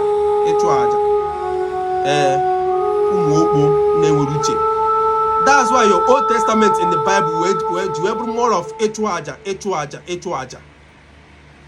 Because Africans, the way they worship their God be Echuaja. Ibutefi, Ibuto Oko, Igbo, Idechigini, Idokwa Chigi, Idokwa Mo, Idokwa Nyongwagi, Idokwa Ndimidigi. Oyame. Old Testament we have more of traditional ways. Otu akosi bido umu okpo na maro history. Na maro be mmiri no emo ba ha. Na akutare. Ndala. Anyway, I dey blame no ndị akpoche onwe ha prophet and prophetess, but priest and okochukwu, bishop and popes. Ndala. Cardinalism jabunu bishop pope kaifun. Cardinalism imambo amini years ago kwesi ibugo pope. Si banya ka mfun ka mmado ka pope and a black pope, a black man is buru pope na Vatican City. He really gets secret in there and hide for many years. Do you know there is a secret Vatican secret archives? Yes, Vatican secret archives. Eba ka hide yeni now and they start to hand her over. All those knowledge, all those arrows didn't have a book on send buy but Hannah can they buy. All those arrows, all those knowledge, all those books, fabutesi, all those world history, pharmacy, fabutesi from buy. Now that's Vatican secret archives also. Eba can hide all those things with enough security guard, morning, afternoon, and night. This security allow for Bible. Any help us not the best. So when the right in a good Bible Pope, then Onyeziagi the authority je or Borogi je security done about 24 hours of the day. Ginka Hana hide about our history, our story, our books, our artifacts, our culture, our deities. Eba ga hide ya. Ndị Catholic ndị ala unu eche mgbesi Cardinalism abụ pope. Ya bịa bụrụ pope, senior pope a ka mfu. Senior pope na iwe na tansi nwu since ekwesịghị ime sent. Emegi ya sent. Si mee sent ka mfu. Ya ka ọ bụrụzie na a black man nọzi n'eluigwe. Okay. Ebe ha gwa gị na a black man cannot make heaven. You know ya? Half an angels nọ n'eluigwe ọrụ ndị ọcha ọrụ Europeans ka afọ Europe ka ha na-aza. Jesus unu half Europe. Passing na convert from Yeshua to Jesus. On as half an Europe. Mugu. Bia si me you the dance sent kamfu. And the funny part is that the African priests they cannot even put mouth ka go maka that thing. In nezuzu na you nezuzu basara. Una foya. Now, from the knowledge hang from that spiritual books we do not attempt. Now corrupt the religion. Now multiply ya. Now Rome, the Roman Empire then was conquering his countries. And they conquer countries. At a point, the Asians now was Famba, all these Syrians, all these people, Asian countries. Now fight Zifa. They want to conquer the whole world. Or to Hitler will conquer the whole world. They want to conquer the whole world. And here may Hitler you succeed in what they call it, he succeed, he conquer the whole world because of his woman god. Hitler were god, were a deity. Aroson and Savum Babu wine. all that arrows na-enye Hitler the inspiration na agwa things o esi we na conquer n'obodo onya moju dị ka Hitler bịa na conquer almost na control the whole world. All that same thing ka ndị Roman Empire chi ime mgbe a. So at a point first no ha create a system ha eji we na control a system ga-ejikọ onye ọbụla ha eji we na manipulate onye ọbụla. That is what gave you this Catholic Church organization, an occultic organization. Ụmụ ọfịa ụmụ okpo fools. Otu a guys we create that religion, this useless religion you people are practicing. Na anyerukwu ha can enslave our members, na enslave our brothers and sisters.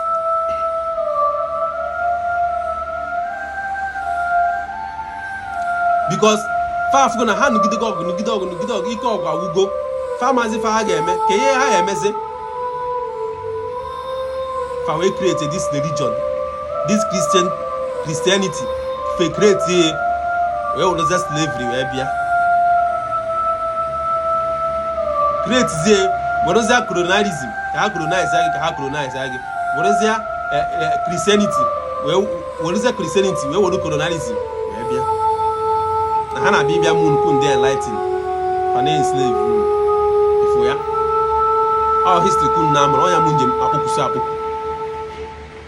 Now in Egypt, those old men with that knowledge edesi na akwụkwọ a egbuo ha.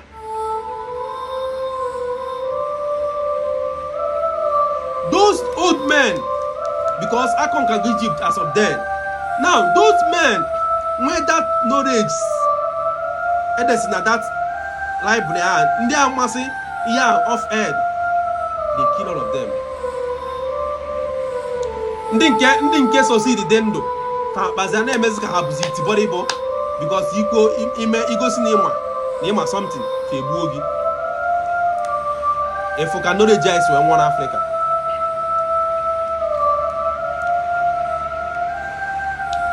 Efu ka knowledge is we nwa Africa. Ụmụ atụrụ una afụ ka knowledge is we nwa Africa. Unu achọrọ ịma ihe nọ na-ezuzeri. Ndị ahụ nweta knowledge of head ebusifa then ndị nke mmịama out of fear na ya ebufa fa akpa because these people they extra wicked.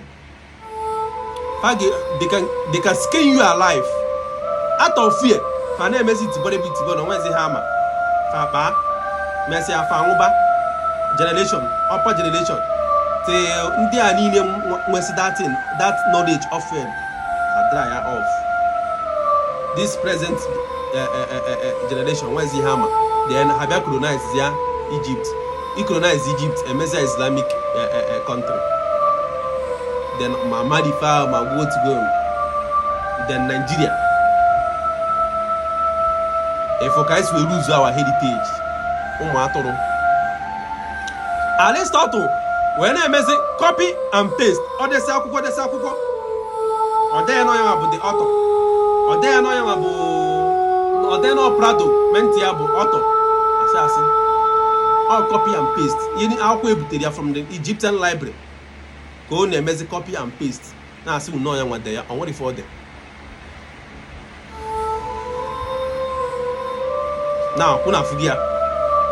Makaluna Malonyumbu. Una Manebem ever million or Maboon. Now, Una Manebem million, what a boon. Yemari na Malo. Makechi. Kemane fe na amara Makechi. Una for guys we lose our knowledge, our intelligence, our spirituality.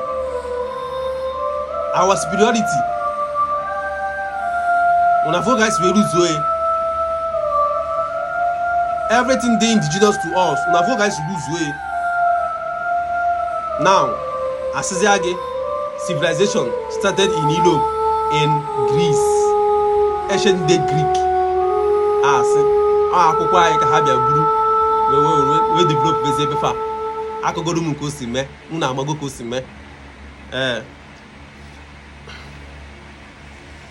The biggest lie of this 21st century bụ ije na dictionary. Onya ma ije na dictionary ka ego about something or ka search something. Asị gị according to Greek word. If they are, oh yeah, maybe just start something na dictionary. I've been a dictionary asking according to Greek word, according to Greek explanation. If they have a Greek as better, present day Greece, ancient day Greek, according to Greek. If they are biggest lie of 21st century, you know what according to African word, African explanation, or Egyptian word, Egyptian explanation. Oh yeah, say not Greek. Greek when they hammer. So say pastor gay. Now Alexander the Great was a girl on a with his best friend. Hey, because for that guy, hypo something. After best friend there, hyponisa. Or the guy hyponisa. I think hyponisa. Alexander the Great, the king. On one you. But how can I practice gay relationship with best friend there? And I meant Aristotle. Now, Alexander, Alexander. Then on the Roman Empire, yeah, that name, Alexander the Great. Why? Because of that spiritual book, Onyefa from Egypt. Because on the Rome, now, church, religion. So I listen to verses. Now, when you GM, Obri have been the name here, Obi and the room. Also, I can do my Vatican stigma go to go and swear, borrow the religion, Nisi, creates very gay Bible, creates very Catholic, this thing, creates very nonsense and nonsenses. And then during that era, I want to country now Israel, Jesus may exist. Now, recently now, Ije na Russia. Putin a change bego the narratives na Jesus be a black man, na God be a black man, na all the religion this thing ma Mary ma John be black man. Putin emegia because also Russia be na kwotore so how we bia colonize Africa. Mgbe ha na eme meeting na 18 gini na Berlin, I think 1835 abi. Mgbe ha na Berlin conference. So Russia be na kwotore so how we bia make colonialism. So Russia be na biano. All ya mo jidika Russia and I support Africa in a way.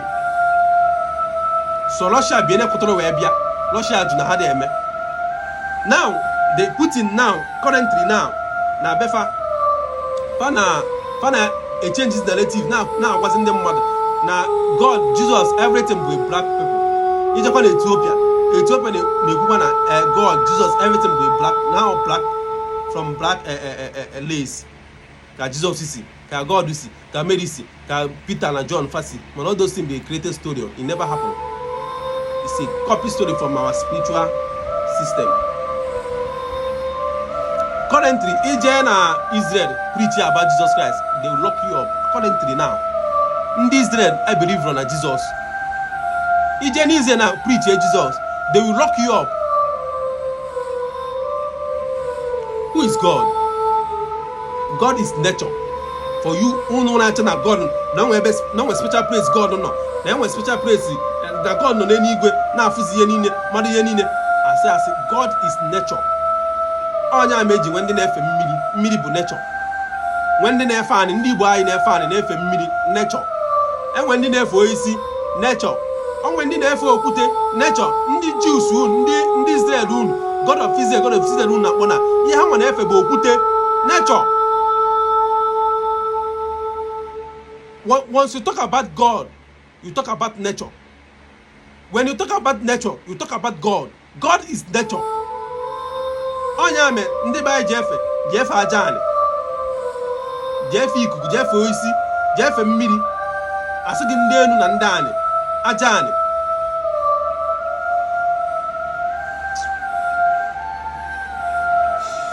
My people perish for lack of knowledge. Obiaburu eziokwu. Okwusikwa nke a. Ya after somebody ga-abịakwa na akụkọ shit. Onye na-nwekwa ihe ọma o. Onye na-amara about history ya. Even on ma dịka lineage mpia si bido.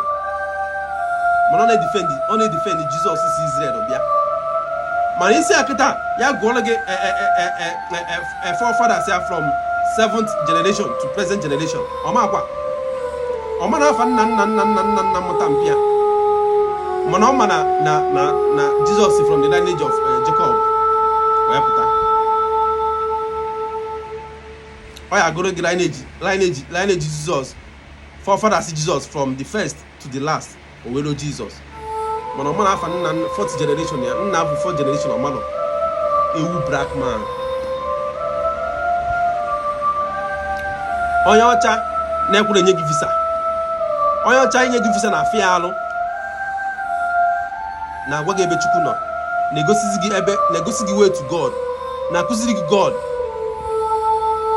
Ndị ọcha bụ na all their life ha na practice gay and homosexual. Ọkwa ha pass gay to na Catholic Church, say ọ bụ na mezie gay. Ọkwa ya. Now your forefathers, our ancestors, they know that gay is a bad. Ọ bụ na ha ma na gay na-eme exist farmer, but they never practice. Ada practice ya. Farmer na nwoke idina nwunye mmadụ bụ ajọ ihe, fada eme ya. Farmer na igbu mmadụ bụ ajọ ihe, fada eme ya. Farmer na izu ori bụ ajọ ihe, fada eme ya. Isi na ha mara Chukwu. Mana onye na-akpọrọ nwa ya, kpọ onye ga na-edini ya, kpọrọ nwa ya nwoke, kpọ onye nwoke ga na-edini ya. Ọ makwara na nwa ya nwoke na onye menti ya na-edini ya. Nyanwakwa nnukwu nwaanyị na-edinakwa nwoke ibia. Onye abịa na-akụzigo onye bụ Chukwu. Fool. Adị m ekwuzi okwu ndị prophet of doom sa ajụsi ebe niile na-ezuzu. Nwa ebe n'oge ọkwa chọọchị na nwa ebe n'oge m ga-eji aka unu na-agbazi chọọchị unu ọkụ. Nwa ebe n'oge ife chọọchị niile ahụ na-arụ erisi. Anyị ga-atọ ya to research center. Anyị ga-atọ ya to another, where create useful something. Companies. Awọn nke nọ na ọ na-arụ chọọchị nwee 100,000 capacity and a na-akụrị aka. He's doing well. Up to just no so na ọrụ chọọchị worth 100, na ọrụ chọọchị worth how many billions of naira. Ọrụ chọọchị ahụ nke ọrụ chọọchị ahụ $200 million. Ọrụ si ya ọsịza gị bịazịa na chọọchị ya bịa sow seed ka Chukwu gozie gị with money, ka Chukwu nye gị financial blessing. Ọrụ chọọchị ahụ ijeze na chọọchị a na-ayọzi Chukwu biko zienụ nye m sọnsọ 20 million ka nnọọ nwaanyị dị si rụta ụlọ bido biznes zụba ụmụ m na chọọchị worth 200 billion ka ị nọ na-ayọ Chukwu nye gị 10 million. Chọọchị worth 200 billion dollar or naira or 200 billion naira or dollar ka ị nọ na-ekpe ekpe si Chineke nna nye gị 10 million.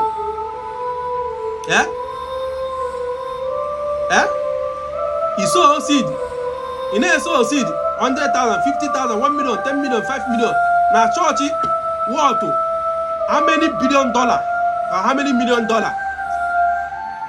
Na yozi Chineke nna mele gị miracle, nye gị miracle alert. Why not that man of God who na-arụ that church nwere 100,000 capacity? Why not ikpọ members ya niile ka erufe ego a? Because amara m ọnụ na agụ Bible unu.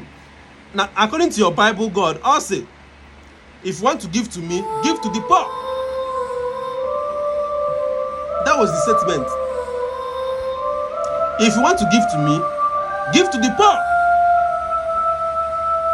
Mana now, ndị kpọrọ onwe ha ndị pastor side for their own selfish greed and interest. Fasege, come and sow seed for God to bless you. Ha nwa na-eso nkwa see the sins. God bless bekwa ha o. Abụghị ka the richest men on earth o. Onwebekwa enwe ego ka Solomon. Solomon and Makpo Solomon exist. Mansa Musa of Mali. Hey, Abi, Maliko Congo, the richest king, the richest woman being on earth is an African wife. African will buge. Black man de buge. The richest man on earth. Mansa Musa Onyoma Odogu. Nwoke nwere agara na mbụ na-ebutere agara ofu be ego oyibo. Ụmụ okpo ị na-achọ Jizọs emere miracle alert. Pastor gị nwere power inye miracle alert. Lineage ya niile ka dị poor. Poverty ka dị na bịa. Ụmụnne ya niile ka na-ayọ nni.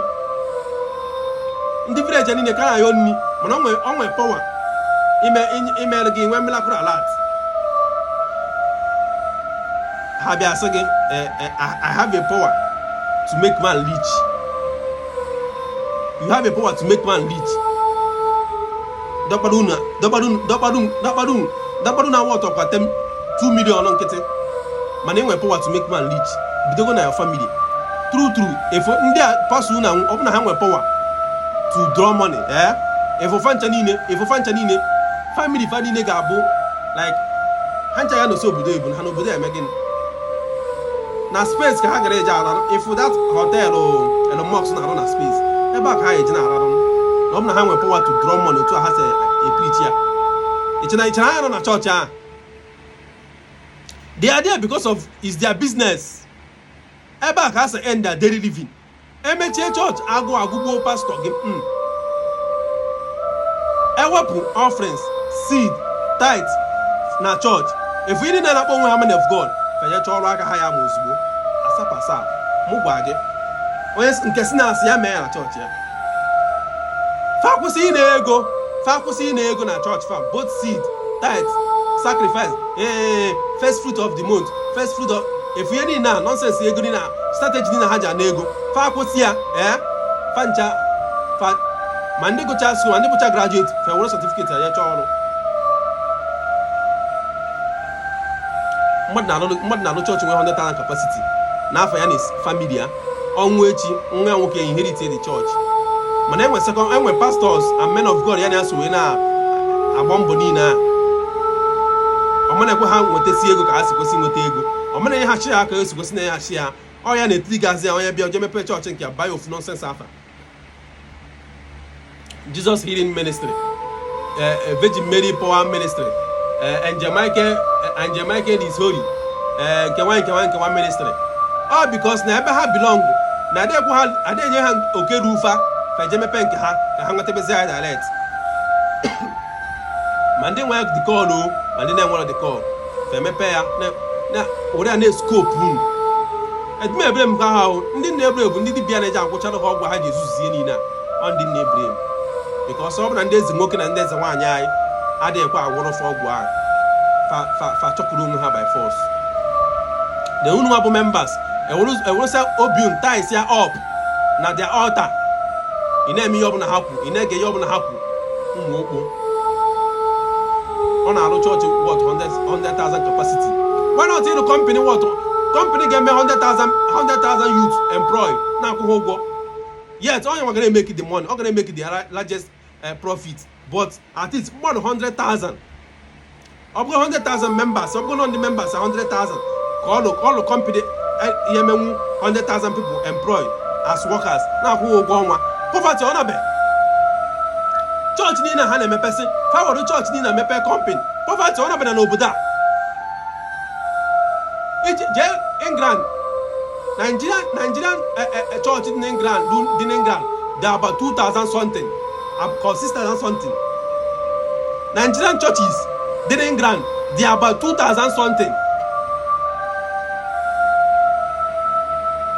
2,000 something churches in my wife in England Jemi allow because no man na ha mana a pastor from here be mepe church na ndị oge ejidekwa n'ọrụ bụkwa blacks n'ebe a na onye ọcha na-abịa chọọchị gị bịa mee ọrụsigo ọrụ 8 hours a day ya o ju emiti ọpụ kwụ ụgwọ tax ya kwụ ụgwọ moto ọ na-anya kwụ ụgwọ nne ya kwụ ụgwọ moto insurance ya kwụ ụgwọ ụnụ ya ọ ga-arụchagoro ọrụ wee rute ego ejikwa ụgwọ ihe niile a talk more of ịbịara gị chọọchị a pastor na-eme 100 days crusade mmadụ na-abịa chọọchị every day for 100 days ị nwere time ije je ọrịa chụọ ego na ụmụ gị eri ị nwere time ije je chụọ ọrịa jee mara ihe eji ndụ gị mee and every day we see this year for 100 days God in a month pastor I made 28 days crusade package ị na-abịa mere ekpere from 28 days ị dee je afịa nothing every day we see this year ka onye na-eri seed ọnyanwa gị mgbe onye tiri gị 28 days because o nwere ihe ọ na-arụ ọ ministry a bụ business ya ọ bụ na pastor gị na-arụ n'ọfịs ọ ga-eti 28 days power package crusade ka a chụọ ya n'ọrụ ya nwa nwantị ya ka ọ hapụ ịbịa ọrụ for 28 days ka a chụọ ya n'ọrụ ọ maka nwere ihe ọ na-arụ he's a jobless human being ya ma o ji etiri gị crusade for 28 days because ọ na-arụ na bank ma ọ bụ na bank manager ma ọ na-arụ na oil company ma ọ na-arụ offshore bụrụ pastor ọ bịa tiri gị 28 days power package ị na-abịa church for 28 days na-eso seed na-enye onyinye na-akwụ tithe ya mee ya ka chụọ ya n'ọrụ ozugbo ọnya ma ha dịkwa arụ ọrụ fe focus na that church ọ kpara amịta ego fa gwọrọ ọgwụ gwe ya ka o wetebe ego by force ị nọrọ ebe a full na-akụfu cycle ọnya ma ha dịkwa arụ ọrụ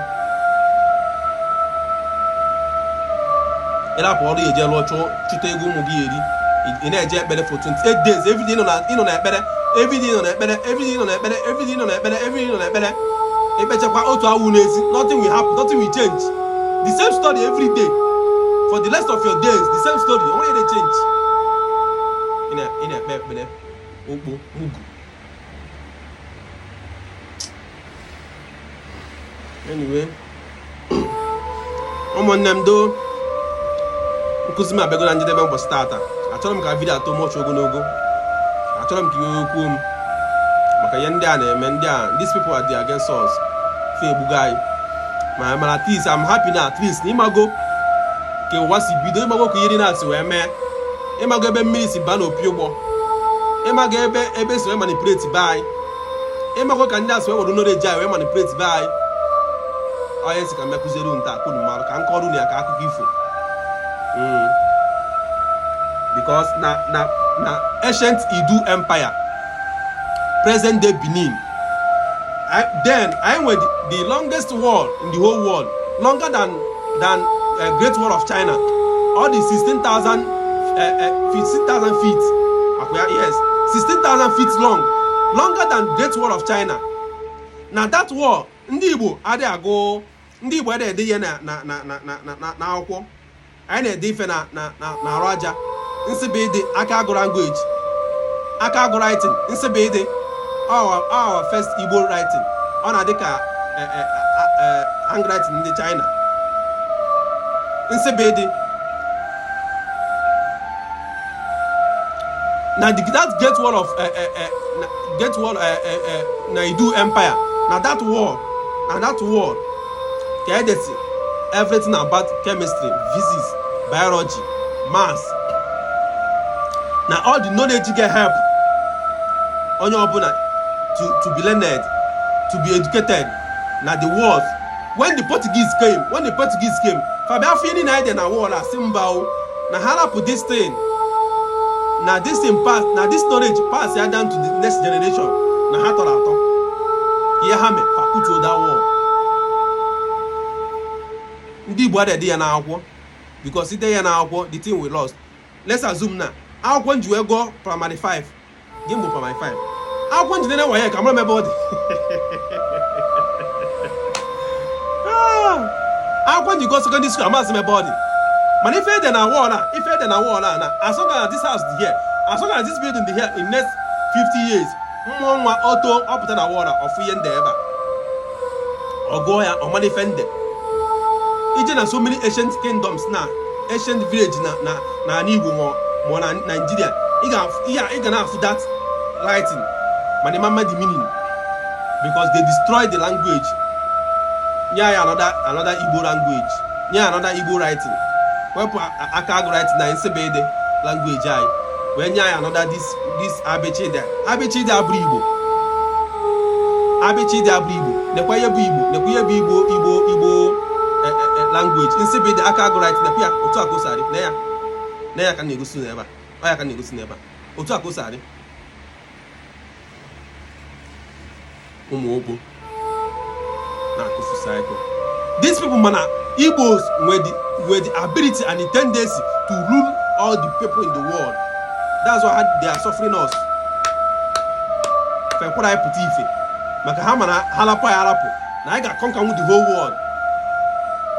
Ọnya me asị gị obodo ọbụla eji ifuru onye Igbo gị na adịba. Ụmụnne m don nkụzi m abịago na njedebe, akụkọ ifo m abịago na njedebe n'ụbọchị tata. Don daarụ ka emesịa.